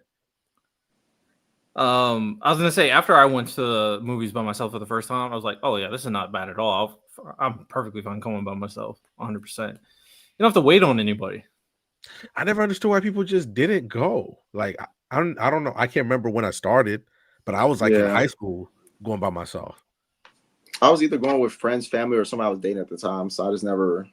Yeah, you know what I'm saying? I just like that. Same. Leroy said the movie's beautiful, so shout out. Yeah, I'm excited. Shout out. All right. 2 great movies back to back too. Boom, boom. Shout out Demon Slayer and Chainsaw Man. Now, this is going to be a little spoilers for the people and for you random. One Piece spoilers. Ty, you read the recent chapter? Of course. And then I have a blind ranking attached to it. Any opinions on 2BRX? Someone said this in the chat somewhere. 2BRX is amazing. It's goated. One of the best season 1s I've ever seen and should win Anime of the Year. Pretty simple. Great ending as well for the season 1. All right. Recent One Piece chapter is crazy. We're not going to go on a deep analysis of it, but I do want to have a specific conversation about this recent chapter, and that is in regards to Garp. Didn't you say you wanted to say something about Garp? I mean, we kind of talked about it, but I was thinking about making a video about essentially Garp's moral dilemma, because I don't think that I think a lot of people are assuming that what we see from Garp is exactly who he is, and I just don't. I mean, we obviously know that he's more nuanced given the situation like Marineford, for example, that he has a strong moral dilemma. I think we're gonna get more of that when Dragon leaves the Marines. Like that to me, I'm not making a video on what I think that's gonna be, because I think that's gonna be interesting, right? Like we kind of get a mini interaction with them because we see Dragon mention Garp. So when Dragon decides to leave the Marines and the blowback that will have on Garp, I'm just interested to see how they're going to handle that aspect of it. And I wonder if that has anything to do with how Garp has handled things post God Valley. So I'm interested to see. I'm interested in that as well. I'm very curious to see a lot about Garp. This was definitely a big hype Garp chapter, and this is the conversation I wanted to have today, because damn was Garp hyped up in this chapter. First, spoilers for people who are not caught up One Piece. Put the spoiler tab up real quick for those people, so you guys are not spoiled. Because I'm a kind, nice guy. You know what I'm saying? This man was ore farming crazy in this chapter. Yeah.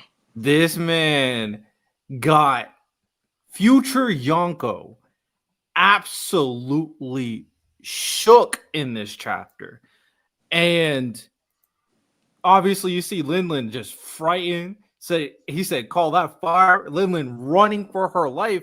And I think when I saw this panel, I was like, oh, Garp is him. Everybody ran away from him. Whitebeard, Kaido, Big Mom, Shiki, every single one of them. And then I was thinking to myself, when Whitebeard saw Roger, he was perfectly okay with fighting him. But when he saw Garp, he ran. So my question, Tyler, to you, and we can have a little conversation, and then we'll do the blind ranking. Is Garp the scariest character in One Piece in his prime? No, but I think it's Emu. That's a fair one. But I feel like Emu is a little different because there's so much mystery behind Emu. Not a lot of people know who he is. But in terms of the more known characters, because I think Emu is actually a very fair answer, to be honest. Well, the only people scared of Emu were the elders, because they're the only ones who know about Emu. Okay, so out of the people excluding Emu, then yeah, I mean it's either him or Rocks. But Rocks isn't really. But we're getting the thing about it is we're getting Rocks' POV, and so he seems like the more human character. But we're gonna get Garp's POV too, and then he's gonna feel more human and less frightening. So, I guess you could argue Garp though. Garp, yeah, you could argue Garp. Yeah, I think it's just crazy. I did not expect this type of reaction when they saw Garp. Like, we knew Roger and Garp were rivals, but I didn't think that, like, Whitebeard and Big Mom, when they saw him, they would run away from him. I didn't realize he had that type of moment. They did have things they had to do, so it kind of makes, but I do think I think that generation is not in their absolute prime yet, because Garp seems to be older than them. He's older than them, right? So I think I don't think Whitebeard's in his prime or like his peak. More so his peak. He's in his prime, but not his peak. Like peak Whitebeard, I don't think he's there yet. Cause like, you know what I'm saying? So it could be fair. It could be fair. Okay, so this is my blind ranking. We didn't want to do too much for the people who are not coupled with One Piece, but it is the scariest anime characters blind rankings. It's a 1 through 7. 1 through 7, okay. And you basically rank number 1 is like, and it's obviously relative to their own verse. So how you want to interpret it is completely your own. So Random, you ready? Yes, sir. First name up, Yoichi from Demon Slayer.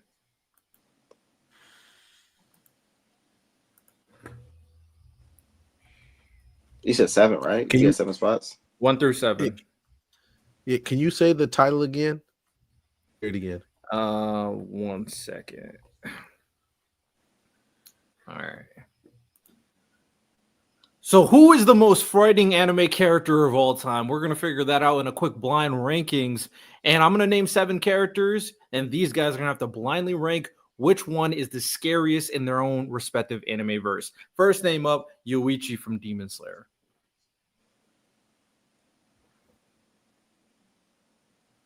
I mean, he had Muzan in fear.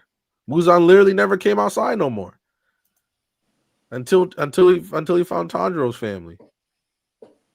And we're saying relative to verse, right? Mm-hmm.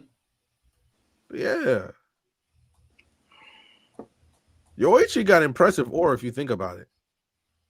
I'm trying to think though. Who could possibly be on this list? Ka said 1. Andy said 3. I'm gonna say like 4 or 5.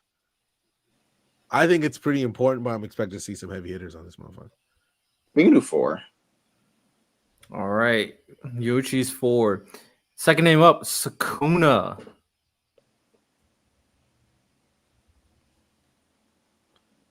When this nigga killed Gojo, bro, it was like, oh shit.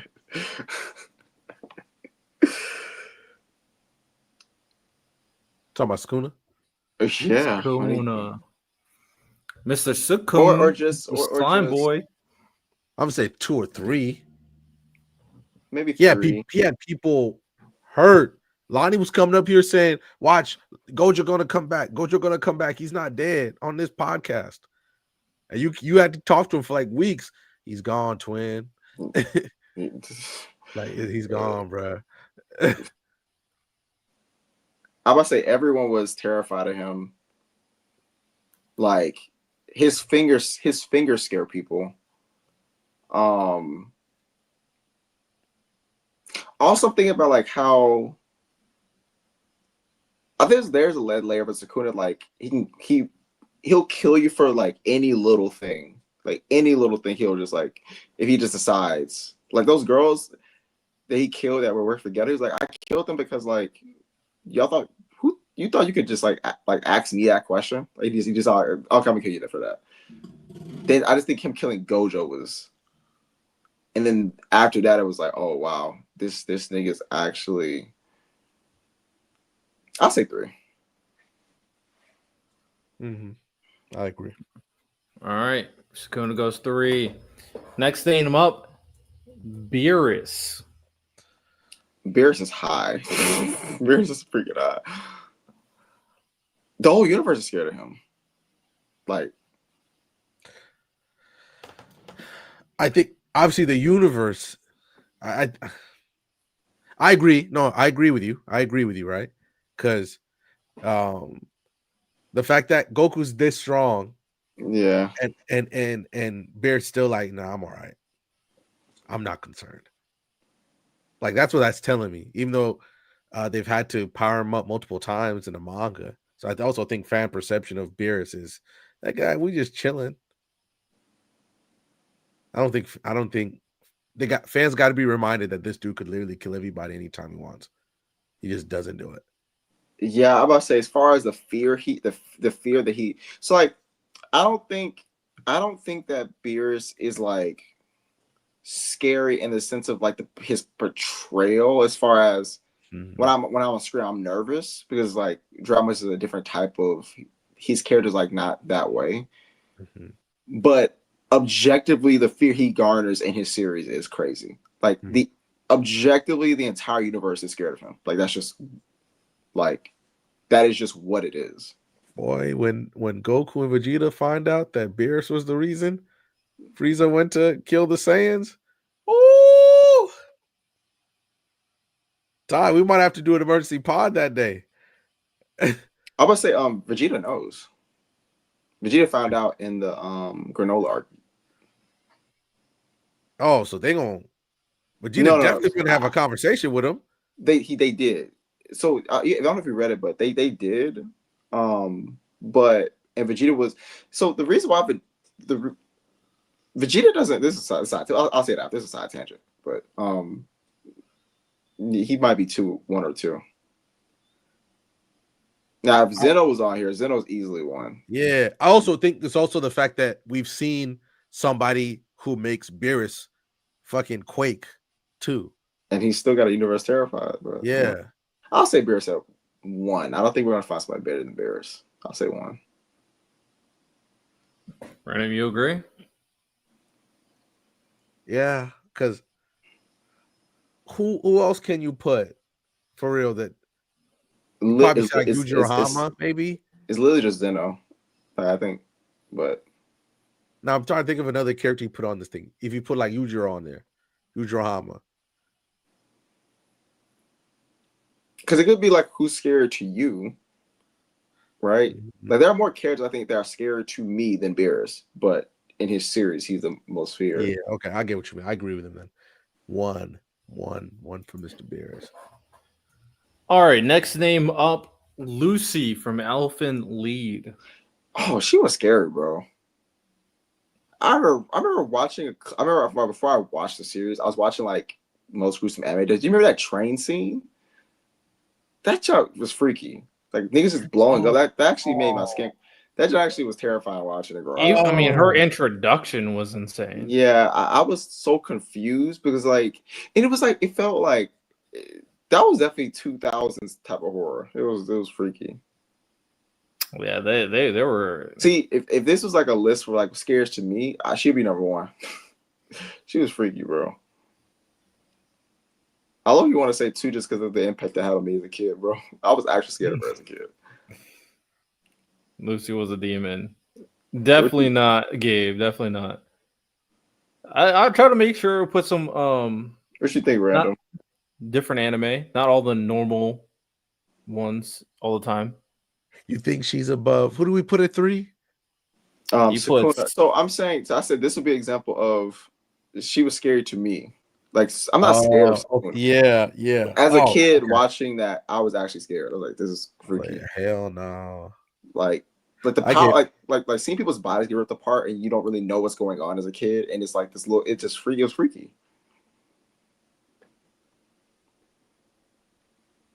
Okay, I mean, I'll put him for. No, the more I think about it, the more I think we should put Yoroichi from Demon Slayer higher. We could only get him when he died, and he stuck him still. We can put him at 5. This Garp loose at 5. I'm fine with that. And save 3. I mean, save 2. Yeah, all right. I think we should save 2. So you got 2, 6, and 7 left. Next name up, Dio. I don't know if enough about JoJo's, but I heard he's crazy. Oh, actually, I don't think random seen JoJo's either. I would say we'll just say 7. What you think? I mean, I feel like only from the clips I've seen, only a segment of people are scared of Joe. Like the world ain't fucking scared of Dio. Like also a certain group of people are. Some clips I've seen were kind of funny. Yeah, like he's a funny cat. They call him the Reverse Flash of anime. That's peak hate right there. Generational fear. Someone say 7 or 6. Let's do 6. He probably has. Let's do 6. Next up, actually, I don't know if you guys seen this anime either. Alucard. Oh, Hellsing Ultimate. Oh, he might be 2. Yeah, I've seen a little bit. Yeah, I think that's cool. I'm cool with that. I don't think he's 7. So Alucard at number 2. All right. So they left number 7 open. The scariest anime characters blind rankings. The people who put fear in their own respective universes' hearts. For number 1, they had Beerus. For number 2, they had Alucard. Number 3, they had Sukuna. Number 4, they had Yoichi. Number 5, they had Lucy. Number 6, they had Dio. And number 7, they had Acnologia. Ah, damn. Son of a bitch. Yeah, I think it was definitely top 4. That list is cooked. Damn. Acnologia had everybody terrified in Fairy Tail. He had Zero terrified. Yeah, the main villain terrified. Wow. Shout out Acnologia. Big Aga. Shout out, man. That was the quick little thing I did there. Now, 2 more segments, and then we can start talking about either whatever we want to talk about, or we can start wrapping it up. We were talking about a lot in terms of like character development, or at the very least, I saw this in the Discord. I saw people really talking about, I think, Boruto in particular and how great of a character he is. I think this kind of spans from a conversation Miles was having, where I think he even was like mentioning how Boruto could have potentially have surpassed Naruto to him. I don't want to put words in his mouth, but it was something like that. So for this conversation, we are going to do levels again. And basically, we're going to figure out the best character development for a character from levels 0 to 5. You guys already seen us do this a number of times. It's always a fun segment to do. But we're going to discuss it. So let me pull this up. No, that's not what I want. Levels of character development. So here we got the list here. And we just got to find out the best type of character development we've seen in anime or in manga. Any questions? I have every question. Well, let's get this started. All right. Where do we want to start? Where do y'all want to start? Development is out. Wait, can you see me? The names, and then I can see you. Oh, okay. Oh, my thing was like spinning. for some reason. Ran out. You might ran about yours is spinning for me. Maybe you have to turn your camera on and off again. But I don't know. I don't know if Dale can see. Shit. Okay. No. Mine was too, but I just turned it off and on and it worked again. Gotcha. Who you want to start with? Yes, it's good now. Masterpiece development. Elite development. Masterpiece development.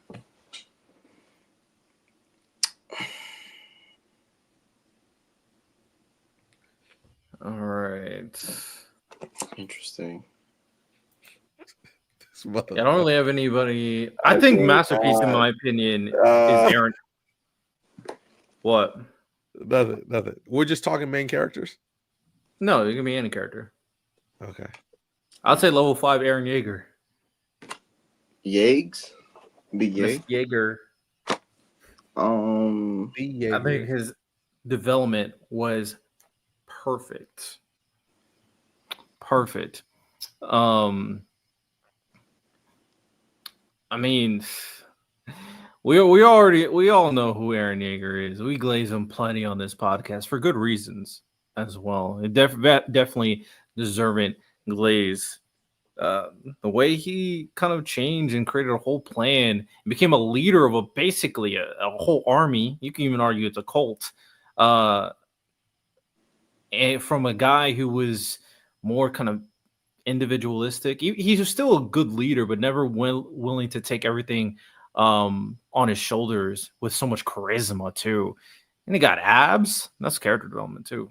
He got swag too. His whole persona changed, and he became more of an independent leader. Aaron Yeager just became the GOAT after that time skip. So level 5, I am petitioning Aaron Yeager.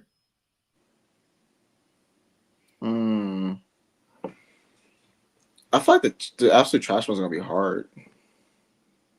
Do you guys agree with Aaron Yeager? At 5. I mean, he's a candidate, but he's one of the candidates, but is he the candidate? Yeah. Yeah, he's the candidate. I mean, I think. Go ahead, Ty. I think that okay, because the transformation is internal and external. I think he has a lot of external transformation. Internal transformation, is it as it doesn't have to be as a stark contrast, but he believed at the beginning of the story that the way to achieve freedom was to kill all his enemies, and he learns that Loki, he doesn't actually, I don't think he ever gains the correct worldview of true freedom, but he does. I think he has a negative transformation. But then when I think of someone like Ed, he believed that he can solve all his problems with alchemy, but learned that he had to actually give it up to accomplish his goal. So I think Edward had a bigger internal transformation, but I think, and the external is that he no longer an alchemist and got his body parts back. But I think Aaron's was bigger externally. I do think a large part of Aaron still too is I still have like the idea, because I understand what you're saying in terms of like him kind of going to the extreme in terms of like taking out his enemies. But I do think there was a level of knowledge and know-how for Aaron Yeager that he was never truly going to achieve the true freedom himself, but he can create the pathway to achieve it for his people, which he did, especially leaving in the hands of Armin and Mikasa. So I do think that is a big part of kind of like accepting that reality moving forward. No, I agree with that. I'm saying it out loud to think about the before I answer. I'm not mad at Edward. I'll be very clear. I mean, can we say we can save Aaron there for now? I might put him on the side. Yeah, put him on the side, but make sure his name's out there. Oh, just put him right there. I think Endeavor and Bakugo should be on here somewhere. Both of them are their development is elite. It's elite. Well, they can't both be on there. I'm just throwing names, man. I'm throwing names. I mean, I'm cool with Endeavor. You said Endeavor or Bakugo, so I'm cool with Endeavor. Oh my lord, I ain't gonna fool with you today. It's too late, bro. It's too late at night to fool with. I'm not gonna fool with you. Damn, I didn't realize I was that far into the shot. Boy was leaning. Who has trash development? I can only think of trash development as in someone who started the story with a misconception of the world, and I'm trying to think bad development. Chad might be Chad. So okay, what? Because development is just a change in worldview and the external changes. So what was Chad's worldview at the beginning of the story, and how did it change? I do think you could also argue stagnation would also just be just a null, and development would also be absolute trash, where the character throughout a long period of time just doesn't really change much. Yeah, I would say because all characters go through some sort of transformation. So, but Chad, okay, so Chad externally has that he becomes a Fullbringer. So internally, that he doesn't really look different. His abilities are not really that different. What is Chad's internal change? What does Chad believe to get in the story? You know the problem with this I believe in Ichigo, and then I still believe in Ichigo. You know the problem is that Chad's development happens in a flashback but it means that he didn't actually go through a transformation. So for example, we learned in the flashback that Chad did not want to defend himself, but the Ichigo taught him to do so. But the problem with that is that we meet the Chad post that. So he doesn't actually have, to my understanding, an internal transformation actually. Unless you want to argue that because I'm trying to remember the timeline. It's been a while. Is that the backstory he uses to eventually awaken his first set of abilities with his shield arm, and then he uses that as motivation to get one tap by Shunsui. I mean he might actually be a legitimate candidate for level 0. I ain't gonna lie, bro. His total transformation is he got powers, bro. I mean, does he even show up in the final arc? Like, he became so irrelevant. I don't think he shows up in the final arc. That's not in my beef. If his character arc was kind of well at the beginning, I mean, if characters don't show up later, but their character arc is done, that's fine. His character arc was done in at the beginning of Arankar. I know they try to give him a character arc in full bring, but what's his character arc in Arankar arc? His arc is he didn't have a character arc. He just did stuff. I would say he wants Ichigo to depend on him, but that's been the case.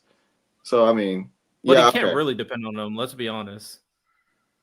Like, we're being just truthful. So yeah, I mean, Chad might be level 0. I ain't gonna lie. Miles left. What's up? What's good, Miles? Yeah, man. We're trying to figure out who has absolute trash character development, and the contender is Chad.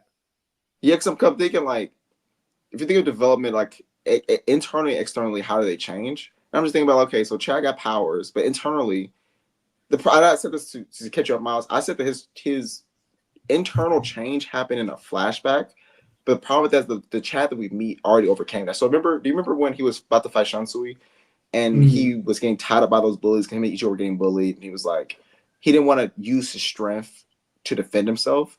Ichigo says, "You don't have to use it to defend yourself. Use it to defend me, and I'll defend you." Like, so his change is, I can use I thought that I couldn't use my strength to hurt someone, but I need to actually use it to protect people.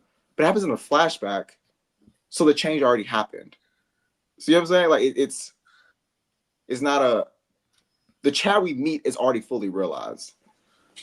So he doesn't really. So nigga get a white arm, bro, and a black arm. Bro, we're just stalling at this point. That dude's trash.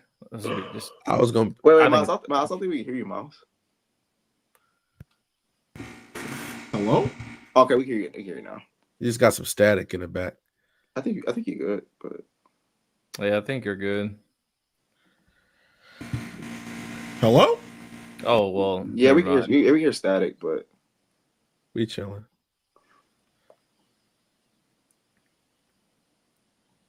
Yeah, but his development is arm 1, arm 2. Well, oh, he got the other arm. He got the shield thing on the other arm. I said arm 1, arm 2. Oh yeah, it's trash. Like we don't need to. Yeah, it's just trash. Trash development. Let's just take off the Band-Aid. And I was thinking about it. Who was bad development? Oh man, I just had the character in my head. Who was the character? Oh, do I want to say it? He has a fandom. Is it fandom? Yeah, we're actually Rock Lee. Oh my God, Tyler, are you reading my mind? Rock Lee is bad. I'm just thinking. No, Rock Lee. He doesn't. Rock Lee. No. Rock Lee's development. I'm trying to think. Oh, I got you. I actually made a video about this. Now I think external change is not that, but the internal emotional change is the most important. His misconception of the world is that he believes that to be a Splinter Ninja, you have to overcome talent. That's what his misconception is. But he learns that being a Splinter Ninja is someone that just tries hard, like someone that never gives up. That's his character arc.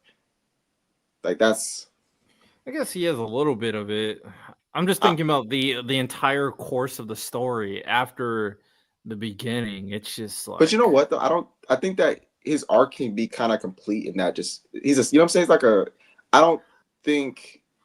It's kind of like if I meet a character in One Piece and we go to an island and they have their arc and then their character arc and then we leave and don't see them anymore. I think that's fine. See, I think that's actually a very fair point. Like, So, even though he's consistently shown throughout the entire story, his arc was already finished before.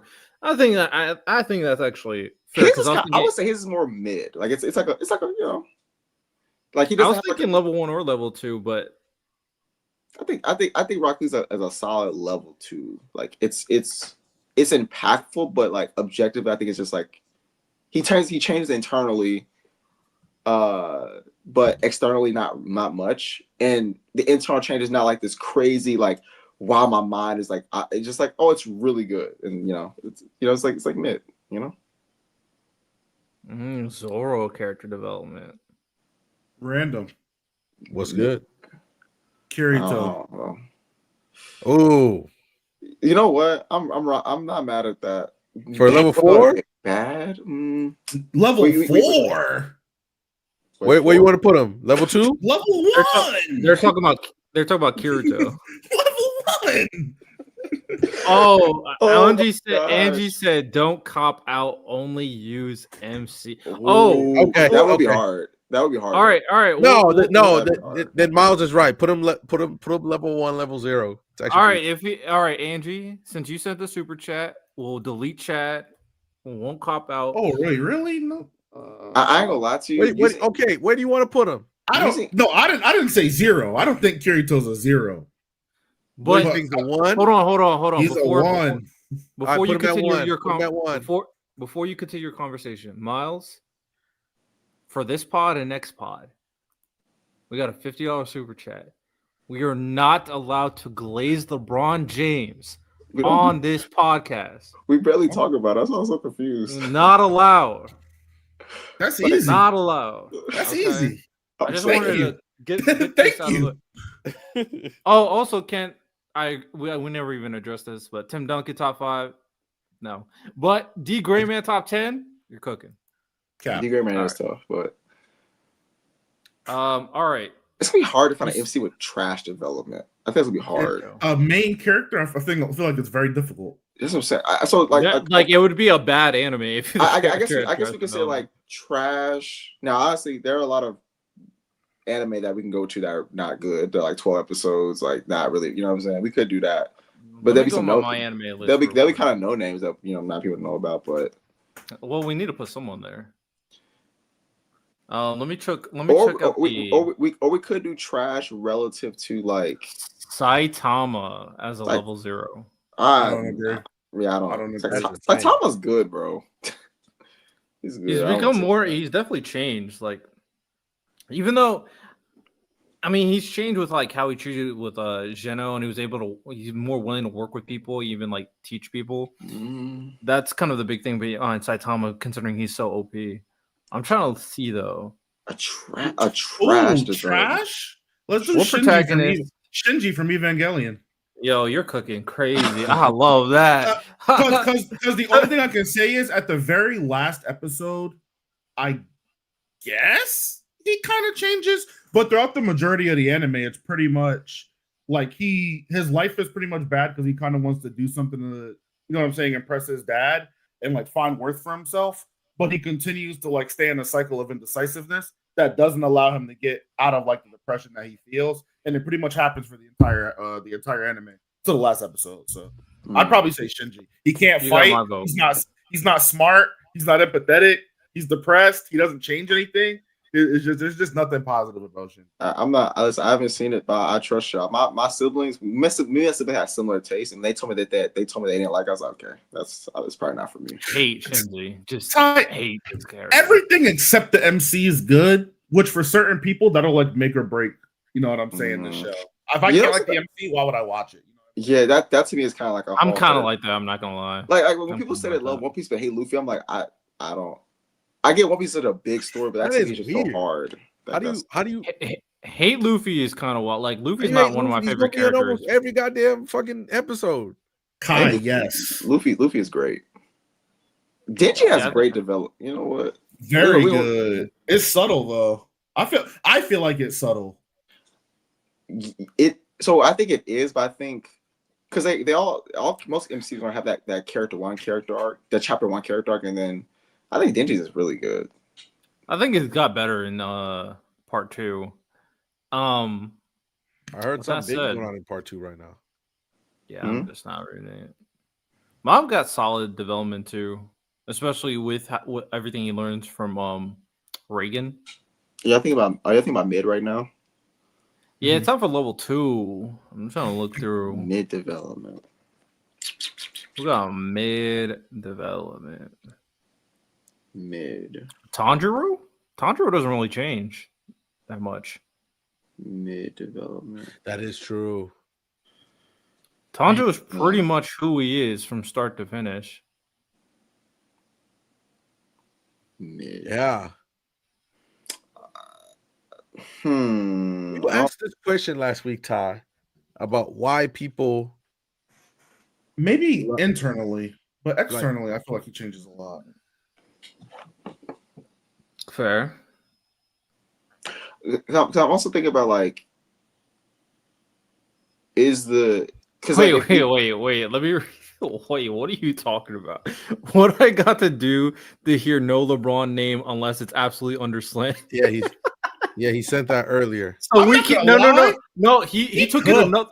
He took it another level because we can't glaze. He's saying LeBron's name can't even be uttered on the podcast. So he wants to go on another level. And he said, like, if someone says solo leveling is better than One Piece, he's clearly I agree.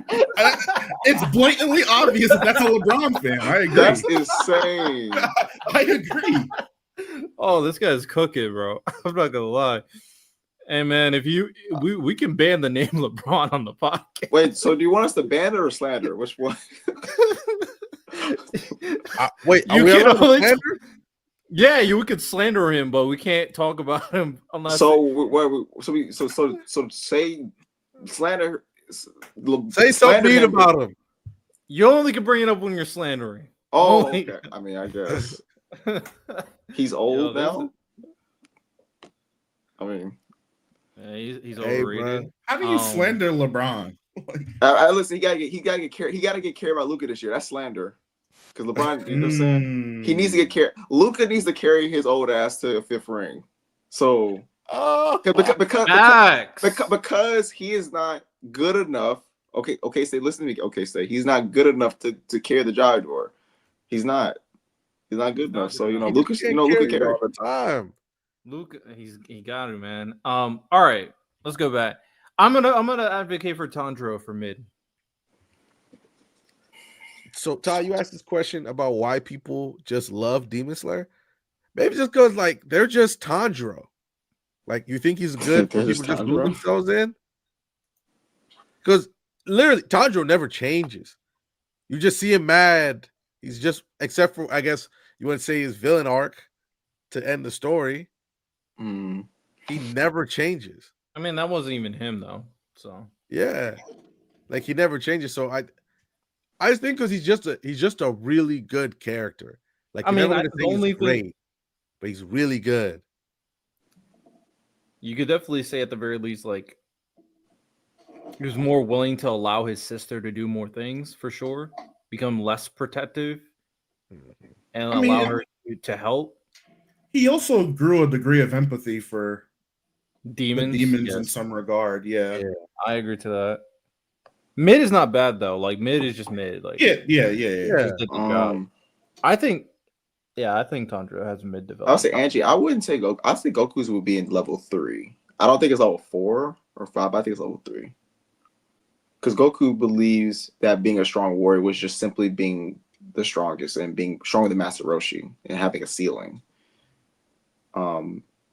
And he, like, if you look at his arc, it's about him really like learning what it means to be a warrior, because he thought that a warrior was someone just that was had a cap, and he learns that a true warrior is someone that constantly chooses self-improvement. It obviously has external changes, but all right. So do we agree with Tanjiro level 2 unless someone has a different one? I'm cool with level I'm 2. trying to think of it. That's a good benchmark, don't you think? Like you think he's a good kind of bouncer to get into, like he's the, like how Chill uses Kobe as his breaker to see if anybody can make it into the top 10 of his. Which is nasty, by the way. Yeah, but you get what I mean? No, I get what you're saying. Tanjiro could be just that line. I think it's solid. Do we do a level 3 Goku? I thought we could find a better level 3. As the Goku Dragon Ball guy, I think we find a better level 3. But I'm not mad at that though. I think Goku's fine. Yeah, okay. If anybody else have something, but let me know. Rimuru. Yeah. From the anime, I mean, I think he grows a lot. I think he grows quite a bit. He went from just a normal dude to a leader of a nation. And obviously, so see, I mean, his personality is and even his personality changed a lot because he became much more of a savage and willing to do what means necessary to accomplish his goals. I've always wondered, because I don't really believe that they're in any kind of danger until the second season. Like, yeah, sure, all those orcs were coming by. Nobody was concerned during that fight about Tempest or anything like that. I think when the crusade happened, that was the first time I was like, oh shit, like some real shit happened. I think that's why. So it always feels like to me that his character arc starts a little too late, or his development. It's coming out. I see what you mean. I'm cool with Goku. Everybody else? I'm fine with it. Goku it is, and then we can wrap it up with Endeavor, Ty.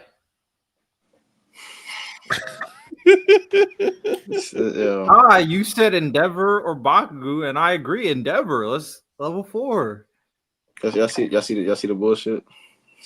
I'm just using your words. Use all. Don't. What were your exact words, Ty? I said we can use Bakugo or Endeavor. And I'm picking Endeavor. Let's put if you use the words, use all of them. Don't use some of them. No, yeah, and I pick Endeavor. Crazy. I'm voting for Bakugo, man. We got 2 for Bakugo, man. Oh shit, Brandon, man. And you want to put Endeavor. Here's the thing, no, right? I don't. I'm picking Bakugo. Oh my god, Brandon became a Bakugo. Here's my argument, right? Blazer. How to say? Can I say this real quick, right? There are certain things that Bakugo did. I feel like when Endeavor won in this arc, I think everything, it was amazing. Don't get me wrong, but it was expected. Do y'all? I like to watch reactions. When Bakugo apologized, niggas were like, no one saw it coming. Like, I think that his development, he did things to solidify his change that people did not expect. People did not expect him to get his lung punched for Deku, even though they knew he was a better person. Niggas weren't expecting an apology. Like, people weren't expecting that he was going to get Deku his armor back, get him a suit to be a hero again. Like, there's so many things that he did that on top of his development that people are like, wow, we're surprised by. That to take it a step further, Ty. So, do you think they're on the same level, Bakugo and Endeavor? Yes, but I think Bakugo's might be better. But I think that Bakugo's gets more attention for sure. Like, he gets more attention. Yeah. And it gets more care and gets more moments. But I think they're both probably the same level. But all right, well, this is our levels of character development in anime. Levels, and we only use protagonists because Angie asked us to. Bakugo, we can't use Bakugo. You're actually correct about that. I mean, according to popularity polls, he might be the protagonist. I mean, if you just go to he might be the protagonist. You know what I'm saying? But I'll let us see. All right, Naruto. I'm not mad. Yo, Miles was so annoyed. Like, look at this shit. No. It wasn't necessarily hate towards Naruto. But I'm like, we already got Goku up there. Let's try to. We should. Okay, I see what you mean. I don't. No hate towards Naruto at all. Bro said we got too many brand names up here. Hey, but random, the way my face looked, it didn't look like I was hating. It looked like, damn. Like, bro, do you have like your recommendations for So Angie actually put one. I'm not gonna get my Boruto take off here, Kai, because I don't feel like arguing with Ty today because he's not going. With me, I don't watch Boruto. Nah. But I'm saying my take is gonna make you watch Boruto. But I'm gonna co-sign what Angie said. I was actually thinking it. I think Claire could go into it. Oh, from Claymore. Mm-hmm. Yeah, I'm not mad at that. That's a good one right there. I'm not mad at that. But then Santo put a name that I like more. Suna, it's my reborn. Suna shit is not that crazy though. Yeah, I think I might go Claire. Actually, you know what? Especially since we know we never really got to see full version of who he becomes. I'm not mad at it. I feel like he has the little bit of growth during the 10-year time skip when he finds out he's dead. Which, I mean, I feel like everybody would kind of grow from that, where he starts taking his position more seriously, becoming more of a leader, things like that. But then outside of that, he's just the same dude. I would argue he regressed because at the end, he has to become his own self. I don't like the ending because of that. Yeah, he regressed. So I would say level 3, but level 4, I'm cool with Claire. Yeah, let's do it. I'm cool with Claire. All right. This is our different levels of character development in anime using strictly protagonists. For level 0, absolute trash, we got Shinji from Evangelion. If you know, you know, he sucks. Level 1, bad. We got Kirito from Sword Art Online. Shout out Kirito. Level 2 is a mid protagonist. Doesn't mean you're bad. Mid is not bad. That means you're just the bar and you do your job very well. You got Tanjiro from Demon Slayer. Level 3, we got good character development. We got Goku from Dragon Ball. And then level 4, Elite, we got Claire from Claymore, Claymore Gabe. And level 5, Masterpiece. Perfect. They just nailed it. Eren Yeager from Attack on Titan. All right. Who's Claire? So Gabe, quick background. She's the main character of a story called Claymore. It's basically there's a bunch of female warriors that kind of like police the land and kill all the monsters. Traditionally, they're like half human, half monster, but she's the only one who's like half human and then half of a previous Claymore. Oh no! Fuck me then. So no. So it just makes her drastically weaker than all of the rest of them. And then the story is basically about it's a revenge story. Her mentor kind of gets killed, and she spends the entirety of the story, basically trying to seek revenge. The development comes into the fact where she gets to the end of the story and she realizes that, revenge is not really what I want. It's having friends and having family, which she kind of achieves throughout the course of her journey. I call it like a toned down Berserk. So if you like Berserk, you don't like Claymore. It's heavily inspired by the damn thing. The art is fantastic. Oh my god, it really is. All right, final topic of the day. So, would you risk your life for $500,000? That is the question we're asking. So, Mr. Beast made a video or you had By the way, someone. whoever does his thumbnails, stop it with the AI, my guy. I mean, This is so blatantly AI. It's Chill blatant. out. oh yeah, it's definitely AI. I can't even see it. Yeah, people who are not used to AI definitely wouldn't be able to tell. I'm not gonna lie, but No, I'm sorry, I can't see. I can't It see actually it kind of at all. pisses me off. You can't see the image at all? Nope. oh, well, I don't know how to fix that. It's okay. But It's okay. I'm all right. so basically, this came from Mr. Beast creating a video where he had a stuntman. So this is a professional stuntman. He was doing stunts that were extremely dangerous. So he's not like a normal person. And he was in a building. And then he had to do like 4 other activities, or he's doing like very, very serious stunts to try to win $500,000. Obviously, crazy. And you would have to have a certain level of training to do that. But that even brought up the questions like, would you do that? Obviously, if you had training or just another activity in general for $500,000. And then I'm gonna make this an anime question afterwards.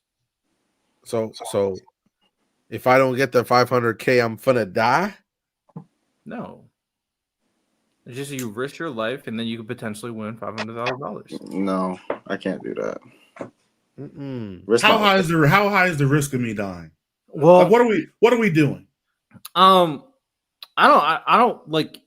All right, if I use a comparison, because I didn't watch the full Mr. Beast video, but if I use the comparison, the guy was in a building on fire, and he was a stuntman, and he does professional stunts for a living, so he does dangerous stuff like this for a living, and the Mr. Beast and they were right outside, so if anything went wrong, they could have helped him. But it was a dangerous scenario.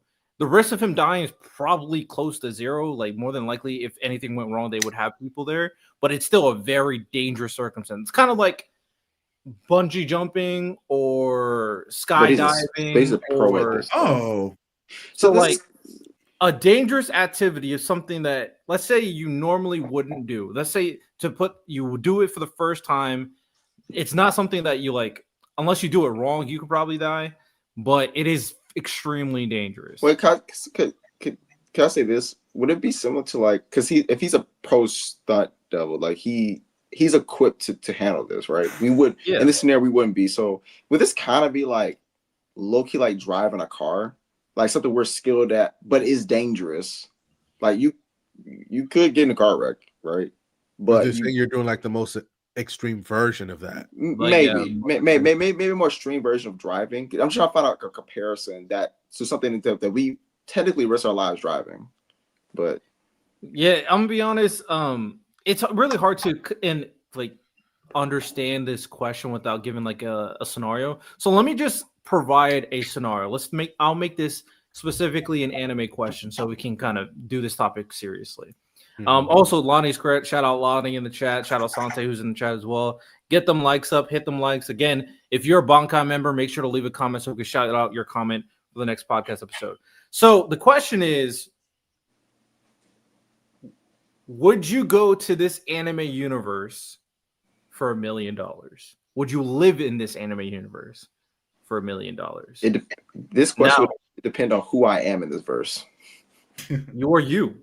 And you're just living in this universe. Oh, just me? Now it doesn't mean that you have to be. No, Ty. You never know. You dangerous. Can I get the skills and training of some of these other niggas? Like, that's up to you. Go train. Oh, it's up to me. It's up to me to decide. Yeah, it's up to you to go trade and figure this shit out. Okay, if I'm in Dragon Ball. Bro said, can I get some hacks, please? I ain't lie to you. If I'm in Dragon Ball, I need to find Gohan or Roshi because they train normal humans. So I need to find one of them niggas. Them niggas living there. All right, so let me set this up just in case we want to make this a clip. Would you live in this anime world if for $1 million? You yourself, you as a normal person.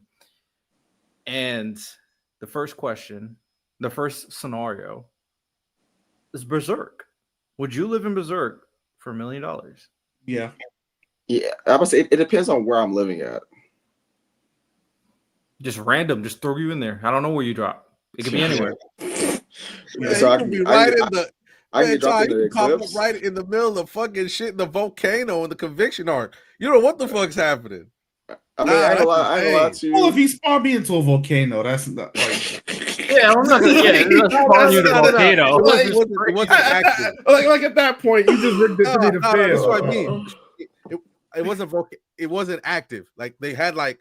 What? Okay. I'm trying not to fucking say because we're gonna get demonetized. Well, what if you start like Midland or something? Like you're in Midland, like you're. Hell no. I mean, if you drop me anywhere except somewhere where the eclipse is happening, or just I'm cool with it. I just can't drop and then the eclipse happen. Like somebody gets the behelit and they like that just can't happen. Also, well, them forests in Berserk be scary. Them but it's always an imposter around every corner, bro.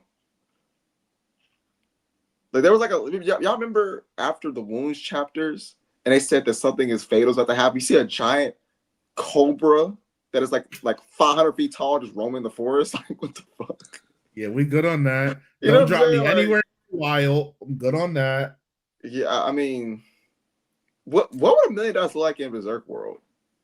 Like, would it matter? Right, that's what I'm saying. I don't think so. Do I get $1 million in gold? Yeah, that's feudal society. For the sake of not overthinking it, I'll say yes. No, I'll expand it a little bit. Let's say you have to live there for a year, and then you can come back with $1 million to the room. Okay. No, I'm good. So I'm walking. So you're telling me right now? No, Riddell, you're telling me right now. Actually, let me make it a month. I'll give it a month. So a month, I'm here. A year, listen, man. I think I can survive a month in Midland. A month, I'm good. A right, year, okay. Just the clothes on your back. With just your clothes on your back. Yeah, you better go find somewhere. Well, I would say the streets of Midland. Get some work. The streets of Midland are great. I ain't a lot. We gotta remember medieval times were different. People don't realize how disgusting. Bro. Yeah, I mean, it's a month, 4 consecutive weeks. I'm gonna tell you. Hey, Random, don't get sick. What the fuck you mean don't get sick? Also, we're coming to that world with our senses. So like, the niggas didn't shower, bro. Like, all right. Picture how bad that shit stinks. All right, next one. Gurren Lagann before the Advanced Society was built. So like maybe underground, maybe like am I underground like Simon? Like I'm just throwing you in there. Yeah, I don't know where I can survive a month in underground. That's fine. Random. Like you just digging, like what, like like yeah. Or you're just a normal person, I can do that. Right. If Simon can do it, I can do it, bro. I ain't gonna lie. $2 super chat from Angie says that a year in Wallachia in Castlevania. Wallachia in Castlevania or Berserk. Brandon, don't lie. I'm about to say death is not the year that we get to chill before Dracula kills us all. Death is promised if you go to Wallachia. I'm good. Like, what are we doing? Oh, that's the place where Dracula was like, I'm gonna he gave them a year. In a year, I'm gonna kill you all. Yeah, probably Berserk. I'm gonna die regardless. Like, I'm gonna die. Yeah, like, well, unless I leave, like that last day. Now that I'm here for a year, I just run. I just like get out of there. That final day, you're not making it. You getting killed. You think you're running a vampire? Hey man, yeah, you would have to outrun mechs. If you're above ground, mechs are going to chase you. I can live a month underground. Okay. All right. Next universe, Demon Slayer. Easy. Yeah. Consider this. There are people in the Demon Slayer world that don't even know that demons exist. Yeah. But what? Which is insane, by the way. I find it crazy, but it's so insane. I think that's the easiest we've heard so far. Yeah, because think about it. Unless you just happen to be that random dude that got scratched by Muzan, you're just kind of chilling. He got killed for nothing. He literally died for no reason. Or if you're Tanjiro, you just leave one day and come home if your family's dead. Don't wear. You don't got the earrings on. You don't got the fucking earrings All on. because Giyu was late. That's sad. I would hate Giyu forever. Y'all wouldn't hate him. No, I feel you. My only thing is, I'm just thinking. My only thing is that Gyu gets there on time and he dies. Oh yeah, well yeah, because he just dies if he gets there on time. There's nothing he can do. But still, yeah, I'm wrong with that, now, bro. Imagine, which is crazy because I like you. Imagine if they did the story like that. So now the Demon Slayer Corps hunt Tanjiro down because what the fuck happened over here? I didn't want my Hashira just die. Them hunting him down would be crazy. They would have to know that there was a strong demon. But picture if that axe did hit Giyu. That would be cause for concern. That'd be crazy. That's another one right there. Now they'd be like, you killed Giyu. What's good? Now we gotta Jesus. Sanemi would kill both of them. That's nasty. If Genma could get into the Demon Slayer Corps, so can I. That's nasty. He ate demons. He didn't eat demons? Never explained, by the way. Yeah, we move. All right, a few more. One Punch Man. That's what they need the extra 45 minutes. Oh, that's easy as fuck. We going on. Yeah. I see my nigga Movement Rider putting in pain. I could do that. I could throw a bike at a nigga and then run. $2 super chat. Gotcha Kuda Surface or Z City One Punch Man. Yeah, I feel like the crazy shit happens in the One Punch Man cities all the time. Yeah. No, that shit. It always happens like City 1. Do we see anybody get hurt? I feel like they do. It's just we don't see it. That means you're not getting hurt. The first monster. I don't know why. I feel like it's okay. This is called the Power Rangers logic, where there's 100% people dying in the cities of Power Rangers. We just don't see these. Yeah, I'm going to ask a follow-up question, Riddell. Somewhere. Okay, well, it's two questions. This is twofold question. The Sea Dragon King dude. What level threat was he? Dragon? Yeah, he was the top one. Yeah. Moomin Rider got hit by a dragon level threat, and he lived. I feel like he's a perfect representation of a normal human. So with that being presented, does that not sway you just a little bit? Moomin Rider is actually fit. He be riding. Bro. No, a dragon level threat punched him. I'm not trying to hear. He's like Lance Armstrong. He's like a superhuman bike rider. Look at my that is crazy. Because random, it doesn't make sense. That level of athleticism. He's not superhuman. He just rides a bike. He's basically a DoorDash driver. No. Now I think he's obviously in great shape. Now, none of the dudes in the bunker was going to be able to take that punch, though. How do you know that? Did we see it? Oh, so that's what we doing right now. That's what we doing. I'm just saying. I saw a normal human get punched by a dragon level threat and then live to tell about it and keep fighting. I think we could all take that same punch. All right, last two. Promise Neverland. Hell no. I'm out. Yeah, nah. Oh, wow. Wait, hold on a second. If I'm a kid, I get guaranteed 6 years at least if I'm stupid. That is true. If I'm stupid, now if I'm smart, I get 12 years. Be in there drooling on himself.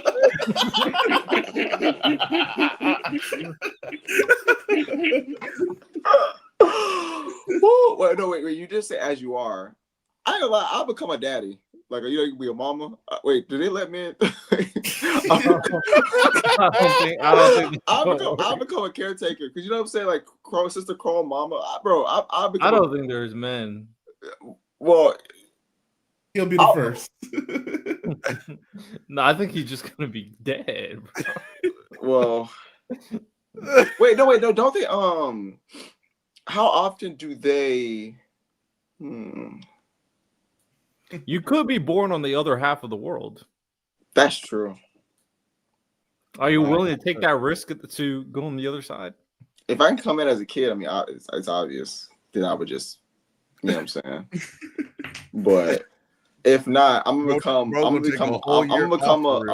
be a mama and just raise the kids until they, you know what I'm saying, for a month. Mama tie. Yeah, you know what I'm saying. I'm becoming a mama. You can't. I don't think you could become a mama. Yeah, I'm pretty sure you have to have a kid. That's what I'm saying, Ty. They be making up the rules as they go. I We said, provide a sister- solution. Sister Crow didn't have a kid. But she wasn't a mother. She was just like, oh, you gonna be like her, the sister? Yeah, I think I'll be a sister mama. eventually you're gonna have to have a kid though, right? Because I'm only here for a month, bro. Like, I don't need to be here. Like, yo, you know what? Fair. You know? But Sister Crone died. she got herself killed. That's a problem. So you're not gonna help the kids. No, wait, David, there's nothing I can do, bro. I'm gonna pick. Me raising them is helping them. So I'm gonna raise them for 1 month, and then I'll leave and get my $1 million, and then I trust that Emma and them can get out. How many kids is worth $1 million? How many kids? Wait, no, I'm saying I'm gonna know that Ray, because Sister Carl realized that these 3 kids are smart, so I know Ray, Emma, and Norma are gonna find a way out. They don't need my help. You could be on a different form though, not with Ray, Emma, and Norman. A different form within shit. Well, I'm gonna know that these kids exist. I'm putting up my knowledge. I'm like, okay, fair. I know Ray, Emma, and Norma are gonna eventually free these kids, so they don't need me. I'll just raise them for a month and then get my $1 million. Angie Carr locked in $2 super chat. Ishvala or God Valley survived the day? Well, everybody dies in Ishval, but maybe I could survive in God Valley. But isn't the Ishvalan war, that was a multiple-year conflict though? The reason here's why I would pick God Valley is because there are. Let me tell you why. Look, I know it's not. Let me tell you why. Killing me today. Let me tell you why. There are some people that are on the opposing force in God Valley. Like you have like Roger and them. Now, obviously, they're not coming to save me. I get what you're saying. It is just alchemists killing people, bro. Like you got hitters in God Valley. There is no like equal side taking down the alchemists. Like there's just you're gonna wake up one day and see Snap, or you're gonna wake up one day and then you see a giant wall be made shot. Like it's just I would probably pick God Valley. Yeah, that's where hope that Roger. Because matter of fact, we see Dragon saves Kuma. No one saved anybody in Ishval. So unless you're lucky enough to like get the alchemy from Scar, then it's GG's if you're in Ishval. Yeah, you cooked. Yeah, I'm going God Valley too. All right, last series up. Chainsaw Man. I'm good. I'm good, bro. What? I feel like I can do it. Wait. House. You're cooking right now. Chilling. Random. Because I'm just thinking a random devil just come through. Just wipe out bad niggas. Just indiscriminately. Oh, the gun devil. The gun devil is crazy. Imagine. And that's indiscriminate. It's not like he's picking them with a rhyme or reason. You're just getting hit. Yeah. Imagine waking up the next day after you survived the gun devil attack and how fucked your world would be. You just saw half your fucking city just disappear. Because I feel like part 1, they didn't really like. Because I've only watched read part 1. They didn't really go into like the demons that have like a widespread control over like a lot of things in the world. Don't some of the devils and fiends they introduce later literally have like global impact? Yeah. I'm good. Yeah, Miles ain't telling no lies right there. I be chilling. I'm like, hell no. Like the main separator for me in these worlds is like Demon Slayer. It's local and isolated. I can get dropped in somewhere that's not Japan. I'm Gucci. I'm still in the world. I'm Gucci. Demons aren't in America. You go to Chainsaw Man, you can get affected randomly. We just got racism to deal with in America. Is that worse than the demons? Well, it depends on where you get dropped. Literally. Depends on what year it is. All right. Well, that is all the segments I got. Is there anything you guys want to talk about before we wrap it up? Miles, have you had a chance to look into the EA takeover? Very small. I just saw that the companies had no prior experience and that this is like a clear money grab. Before I let you go, because I'm pretty sure you have all of the details, I actually think this is a positive. And the reason being is I don't EA for a super chat. $2 super chat from Angie Carr. She said, "Rock bottom, bikini bottom, rock bottom, bikini bottom." The low part when SpongeBob got on the train and got the bus. Yeah. I ain't lie, bro. I'm surviving rock bottom. Or bro. Shadow. Me too. And I'm going to rock bottom. 1 bro, hour. All you gotta do. There's nothing wrong with rock bottom. All you gotta do is stay by the candy machines and don't leave before somebody take it. And honestly, rock bottom people were actually kind of nice, man. They were. Yeah, honestly, SpongeBob was just being prejudiced. He was looking at these people and determining who they are based off their looks, and that's not okay. But yeah, random. I was just saying, EA wasn't really doing anything with those IPs, and when they did do something, it typically wasn't positive. Now we know what comes with UAE and how they kind of handle everything. So there's going to be microtransactions and things of the like. But I think the quality of the games might actually get better with different people pumping money into them. So gotta wait and see. So I don't have as much as I'm still trying to learn a lot. It's the largest acquisition of all time, apparently. All time? All time. Oh wow. Saudi Arabia just buying up Americans production. So it's oil money. Actually, I think it might be the largest foreign acquisition. $55 billion is insane when you think about it. But other than it's the group, Jared Kushner's in it. So I'm of course that dude's in it. They bought that up. Now the way that it was bought was, I think they called it a leverage loan or leverage something, which means EA itself is responsible for paying the debt. So now I'm sitting there I'm cautiously pessimistic right now. It's just because I have no idea. Because if you're looking at what, for instance, what TKO is doing to WWE right now, Riddell, it's it's literally pricing fans out. And when they're making Vince McMahon look like a good person, he's Vince McMahon priced for families. He didn't really price to get the highest amount of profit. So I just have no idea what they're going to look. They got some big IPs coming. Mass Effect's supposed to come up next year. I'm cautiously pessimistic because I think they're still going to be we want to make as much money as possible. So Madden's still going to be bad, just more microtransactions than normal. No, Madden this year is pretty good. The GTA effect, Riddell. Oh, because GTA is coming out, everybody stepped their game up. That's not it's not the real reason, but one part of me does believe that. Yeah. Oh, a lot. I feel a lot of companies are, because next year they're not getting any money. I hope they know. Hey, man, fair enough. Most anticipated game of all time. It probably is. Good. Yeah, it looks good too. It's gonna be good as Rockstar. If they only had people would line up in the old days, where people would line up outside of GameStop, people would line up for this.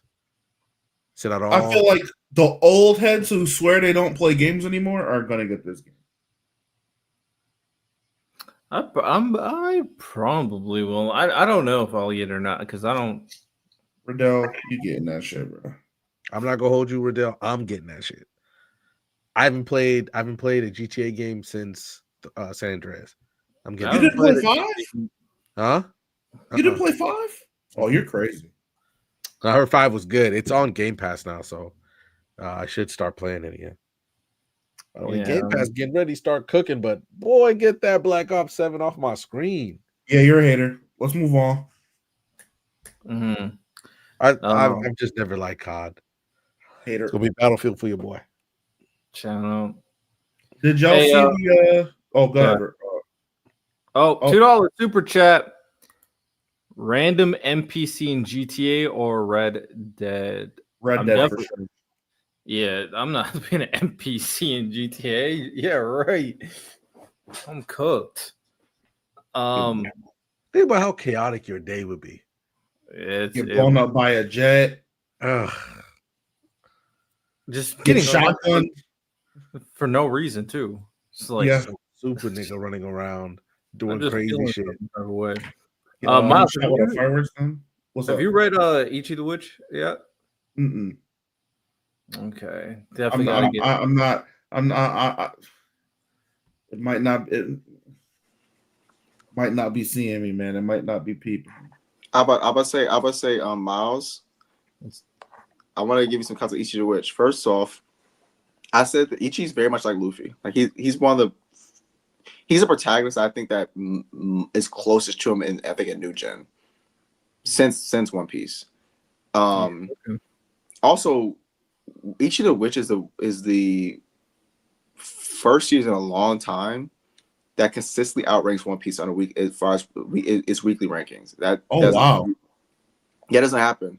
And for context, I got this book by Toriyama's editor called Torishima, and we talked weekly rankings before, but how important they are is that they determine if a series get canceled or not, right? Like, for example, Dragon Ball early on struggled ranking weekly. And Dragon Ball was going to get canceled until Toriyama's editor fixed it based on the weekly ranking. So that's how important. That's why Bleach was rushed, because people say Bleach was rushed because Bleach was performing. It had struggles. Like a lot of things with serious rush end up getting rushed endings or get canceled because they're not ranking well weekly. Each of which is consistently ranking over One Piece. That is not common.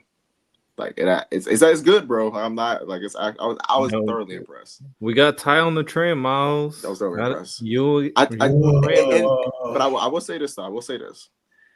It was good at the beginning, but I think around chapter 20 is when the rankings started to get consistently high, and I can see why. Is that the big conflict? Is that when it's the contract he makes with Dez. Oh, That was the strongest emotional resonance that it had up to that point, and that momentum just carried it. Because then you had the Goku Raku arc that was really emotional. I was like, yeah, okay, I'm following. To give you context, Miles, like Ty even said it was better than Kakarobachi. Yeah, it has better character writing. The characters are better for sure. But listen, I still run Big Bachi, man. Don't get it. I'm not. I when every time I talk about it, it's like the only two that's like guaranteed are going to be it is Ichi the Witch and Kakarobachi. So I always respected it. Shout out Ichi. Anything else y'all gentlemen have? Random. Did you see the and I gotta say it, Pablo Torres is kind of dick riding now. Leave them niggas alone. We talked about it at the start. I think this was him because the last thing Steve Ballmer said was like, I was defrauded. They conned me. I didn't know them. And then Pablo said, yeah, you did. You've known them for at least 8 years. That's what he proved with this. So I think he put that out there on media day, especially what he talked about Kawhi, especially when you heard what he asked for when he was potentially going to re-sign with Toronto, right? Mm-hmm. Did you know? Sorry, you were like breaking up. I watched it in the morning. Yeah, but it was something that they couldn't match. Yeah, so it was something along the lines of pretty much the same thing the Clippers are going to offer. It's just the Raptors don't want to do it. And Kawhi and them asked for part ownership with the Leafs, like the Toronto Maple Leafs, and they have the same owner. By the way, fun fact, I didn't even know that the same guy owns both teams, and he was like, no, because it would look even worse if I'm using NHL money to get you to pay you. Yo, Uncle Dennis. And I was like, I mean, that makes sense. It's Kawhi too. Kawhi is actually in the know. Yeah, Kawhi is definitely complicit. He can't run away from this. They're gonna, because even the way he tried to handle his press conference, that ain't gonna work no more, bro. Would y'all just retire? You should. Would y'all just retire if you had a scandal this big? Yeah, I would. It's not worth it. What's the worst that's gonna happen to you after all of this? Like you have to pay back money. Yeah, but like, I mean, I don't know how. I don't know how much his ranking. Nobody's going to say, "Well, Kawhi's not top 20 anymore because he because of the But who scandal. would he be paying it back to? I don't know. I'd have to think He'd about probably that. just give it back to the league, and then the league. But would the give league didn't give him the money. Aspiration did. No. It's voiding his actual NBA contract. Oh, You know, Kawhi's always been strange to me, but I never thought he was a scammer. yeah. I'm Me be honest. neither. I didn't That think I Kawhi was just- like this. No, Miles, I said that earlier. I was like, Kawhi to the Clippers, and what he like, low key's gonna be one of the worst. Like, as far as what, not skill wise and game wise, but as far as what he produced and like the Clippers, low key got nothing out of that trade, that signing and then trade for Paul George. They low key got nothing. Just scandals and a blown lead, bro. Mm-hmm. And unfortunate, and then obviously injuries played a part too. It's just like, dang, man. Imagine Kawhi 2019 signing gets revoked and SGA goes to Clippers. I think Oklahoma would literally secede from the union, or Oklahoma City would. Like, you're not gonna do that to us. That's funny as hell. I'm not gonna lie. They gonna dog him all season with those questions, man. Because also, I think, well, he's not gonna get in trouble with the government, you know, in terms of what's going on with aspiration. They're gonna come and ask him questions. Who? Kawhi.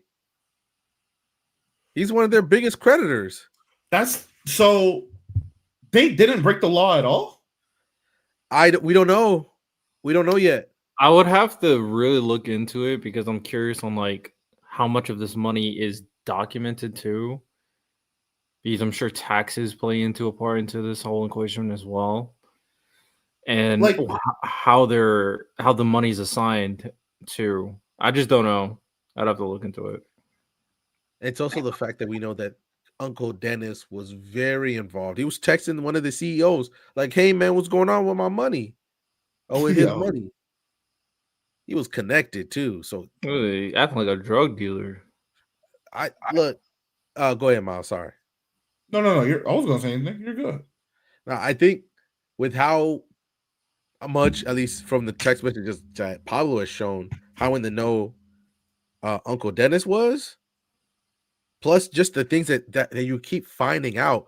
Like, bro, I think Sandberg's wife is the lead counsel for Intuit, the fucking Intuit that sponsors the Dome, and they were starting to introduce each other, and then she had to quit out because apparently, because conflict of interest and shit like that. So I'm like, bro, like it just keeps, the mushroom crowd keeps getting bigger, and now anonymous coaches are talking to Pablo, and which pretty soon is going to be execs. I don't think even Adam Silver can find a way out of this. Adam Silver should like, hire why him. does Mark Cuban keep talking? Adam Silver should hire him. Facts. I Get would. all that I money. would hire Pablo. Be like, yo, dig into all of these players, these high profile signings, dig into all of them, and let us know what you find. That's insane. Like he I think the fact that even Kawhi called like conspiracy, I'm like, bro spent the better part of a year getting all this shit done. I mean, of course, if you're every time a famous person gets caught, they just say it's a conspiracy to lie. They just all plausible deniability the entire time. Yeah. That's all it's gonna be. Bro, I was looking past, you know how Snapchat as like the flashback thing where you can kind of look past in time? Yeah. I haven't no Snapchat in years. I deleted it. I deleted it too, but I got it back. And I looked back at my Snapchat and I looked at a photo of myself during COVID. I'll be honest, I don't know what I was thinking. I don't know how I got that big, bro. I just, in hindsight, COVID was crazy. We need a lockdown 2.0, man. I'm waiting for it, man. This time I'm definitely be lucky. When I do that before that, like, bro, let me show you. Look how big I was, bro. That's a big dude. At least it still looks like you. Yeah, you can see it in the change in you can see the change in your face. Yeah, I don't know. I literally was. I think I was ordering like DoorDash twice a day. That's insane. Yeah, I was just eating like crap. It was not good. But we locked. All right. You see? We locked. Everybody locked. Shout out everybody in Discord grinding. Anything else you guys want to? Oh, hold on. I got a story for y'all. And Miles, I need your camera on. I need your camera on. Now you need my camera on. Now you're demanding me to do something. That's crazy. Please. Sure. Thank you. Ty, I'd like for you to do the same, please. But I had a pretty busy weekend, so I'm just kind of let you know. Or call it party bus Friday, then practice. Oh, so you wanted me to take my camera off so you can brag about how no. Listen. So at the end of all this, including a wedding, including game Saturday, wedding Sunday, and then today, you ever just hung out with just a bunch of old? I don't want to call them that. No, I'm fucking. You ever just hung out with a bunch of old niggas? Like, you know what? I just hung out with a bunch of old people, and I had a fantastic time. Like and mind you, I'm the second oldest in our group. I'm 32. I'm talking people in like 55 and up, and I'm jealous of how they live their life. Like they got shit figured out. The only thing that's kind of weird is how they talk to women. I'm like, hey, yeah, that's insane. That is your approach. That is your approach. Oh, do they do the whistle? I'm Gucci on that. But it was just like going on a party bus with them, and then going to a football game, then going to the wedding. It's probably the oldest weekend, quote unquote, that I've ever had. But I would do this weekend like 20 times out the year. Like I had a genuine good time.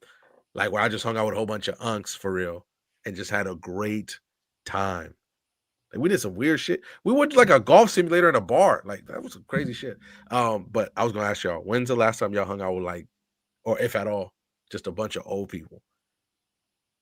I got stock options and shit. I was having a great time. Like I legitimately had a great time. Hang out, never.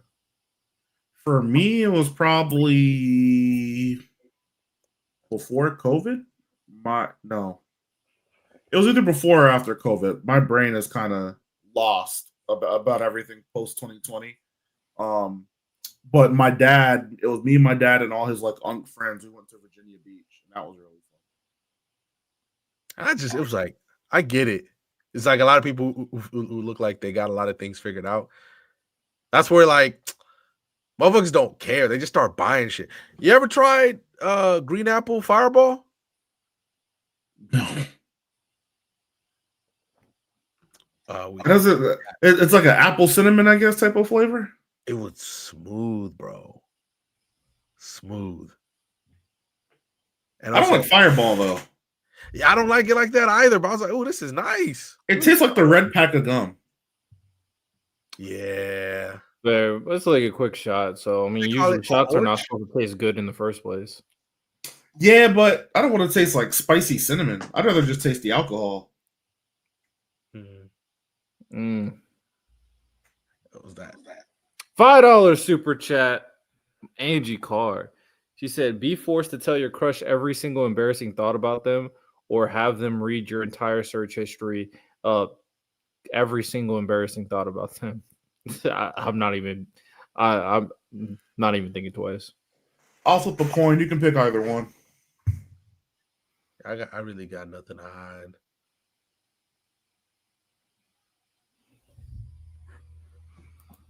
I mean, I have searched weird stuff before, like because of the whole David situation. I was searching up. No, you're on a list right now. Well, you're out of the gutter. No, nah, I'm talking about you just searching that shit. I was looking up. Yeah, I was looking up like different. Like I don't know what you're referring to. The singer that killed or allegedly killed the underage girl. You didn't hear about that at all? Oh, the rapper, right? That story is bizarre. Yeah, the rapper, right? The rapper. No, he's a singer. He's not a rapper. He's the black dude. Yeah, he sings that Invincible song. Yeah, I think I saw it by passing. Yeah, sorry, I don't think he did it. Yeah, I mean, I'll be honest with y'all. Like a lot of times, certain I don't want to sound bad, but a lot of times I don't like to look at the news and certain things. I just listen, bro. The world's already just too crazy for me sometimes. I'm like, I can't look at this stuff. Yeah, I mean, I think he's a file, but I don't think he's a murderer. I'll say.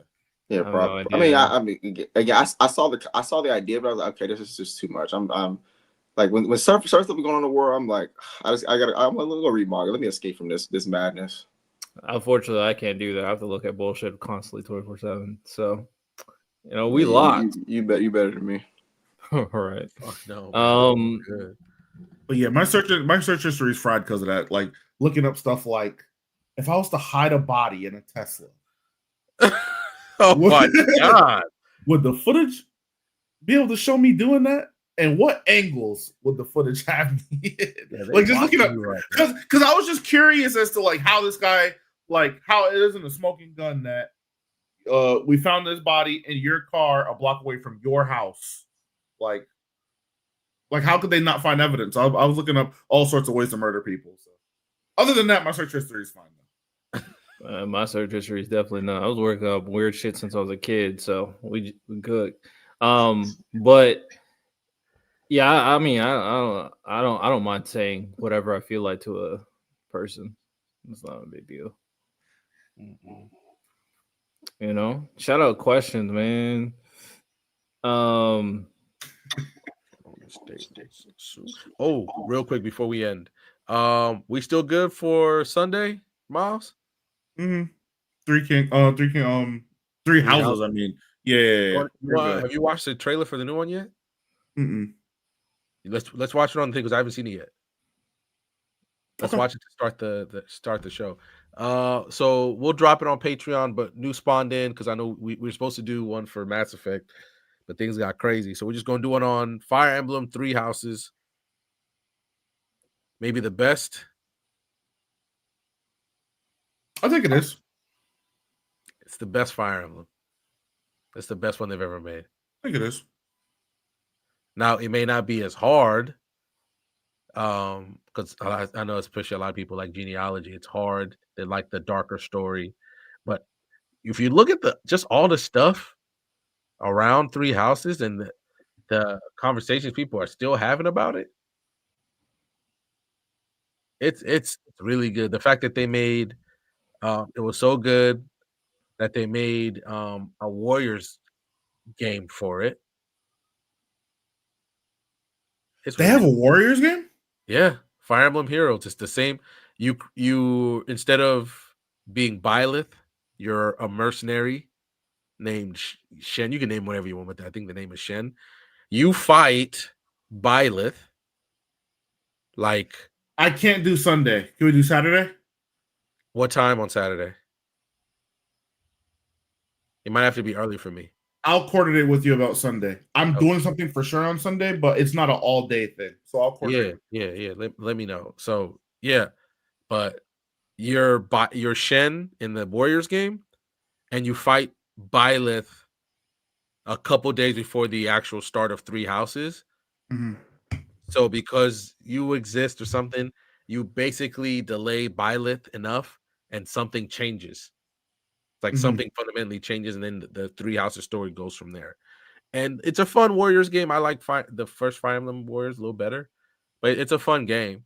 It's a really fun game, and you get a little bit more on the stuff that they couldn't finish in 3 Houses. Like you remember how randomly the Azure Dawn, whichever one, the Claude's faction story just kind of ends. You fight some aliens and it's over. And you're like, what the fuck? Who the fuck are these aliens? Before I got distracted. Yeah. Great fucking show. Great fucking game. Rodell, I would say you should play it. But I don't know if you like turn-based strategy like that. I don't mind it. I don't have time to play it really. The only reason why I play Madden as much as I do is I can play it while I'm working. So basically what I end up doing to sometimes distract me while I'm like working a lot is I just play online, and then I just don't play defense, and I just play offense, and the computer just plays the defense. So I'm just like, I could just do that. Other than that, I can't get invested into a game. I don't have enough time in the day. But it does sound like a good game from how y'all talking about it. Shout out. Most Fire Emblem games have really good fantasy stories. The only one I don't really like, I think Miles, we talked about it last week, was Marth. Mark I is a think he's fucking hella loser. overrated. He's a loser. He's hella overrated. But because he was the MC that was like gatekept by Japan for so long, when we got an American game, it culminated into him being blazed. But I don't think he's as good as any of the other Fire Emblem MCs. Especially they put him right into Smash too. So it's like boom. Was he? He was the first one in Smash, right? Yeah, I don't get why. I don't know. Yeah, it was. I love Marth. No, I never liked Martha. No, I love Martha in Super Smash. Big fan. Shout out Ike. That's my boy. He's too slow. He's too slow in Smash. He hits hard, but he's slow. Angie, is there new news on Kingdom Hearts 4? Don't play with me. That's another one I gotta get. Random, you're tapped in to Kingdom Hearts? Yeah. You played the third one? Yes, sir. Okay. I need Sora and Kyrie to finally get together, man. It's time. I am in the Kingdom Hearts. Bro, I've been a Kingdom Hearts fan. Bro, Kingdom Hearts is one of the reasons I became an artist. Oh, that's dope. Wow. Yeah, I was Dragon Ball, Kingdom Hearts, Naruto, Fairy Tail. Those are my big inspirations growing up. Yeah, Kingdom Hearts is dope. Shout out. Ty's a video game nerd too. Love to see it. Final Fantasy Kingdom Hearts is peak, man. Never played it, so shout out. Angie, I've played all of the games except I didn't play the last one. I didn't play Dream Drop Distance. But outside of that, I played all of the games, including the mobile game. Union. Did y'all read the Rechain of Memories manga? There's a Rechain of Memories. Yeah, well, no, there's all. It can't. There's a manga for each of them. I'll send it to you. I saw Manga Dex. You can read it. It's I think it's official. You use Manga Dex, Ty? Yeah. Manga Dex is so good, bro. But yeah, so I'll send y'all because like there's actual like volumes. It's actually pretty interesting. I remember one of my friends had the Rechain Memories manga when I was a kid. But I think there's one for Kingdom Hearts 2. Quick question. And I read the ending. It was just a good game. The reason why I had to play Union is because of the end of Kingdom Hearts 3. It fucked my brain to such a degree that I needed to understand who those characters were. Yeah. And the only way you can learn about them is through the mobile game. I would say some of the Kingdom Hearts game is kind of confusing. Like it gets a lot of the like Xemnas is probably the most confusing villain. I don't, you know something? There's Xemnas, Ansem, young Xemnas. There's there's Terra possessed by Xemnas. There's two like many 6 of these niggas in a group. Okay, yeah, the same nigga in the same group. I'm different ages. You know, it is what it is, man. I just listen to the music. Organization 13, and then there was 9 Xemnases. I was like, oh, yeah, okay. Well, all right. Like, I think that the person who made Kingdom Hearts may have been a Bleach fan. Really? Bleach and Kingdom Hearts have a lot of similarities. I never quite like how the Espada are missing hearts, so are the Organization 13 members. The Hollows and the Heartless are like it's really similar. Bleach has underrated impact. I never made that correlation, Ty. It actually is pretty. That's actually true. You telling me how the Organization 13 members are numbered like this? It's pretty. I was like, is this like a Kingdom Hearts is kind of like the Soul King, the actual Kingdom Hearts. Yeah. Yo, how gassed are you for 4? I'm not really. I'm gassed, but I just don't like how it's a continuation of our same story, right? Yeah. I was hoping with the end of 3, they decided to follow somebody else. They will completely get Xehanort out of there, and it will be this new like a new original story. But it doesn't seem like that's going to be the case. I just want the ending, bro.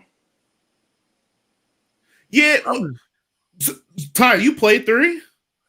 I didn't finish it, but I played it here and there. But I do you mind a spoiler?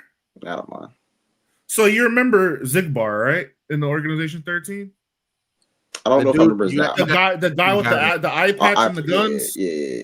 Oh yeah, lock and reload. Yeah, that's my guy.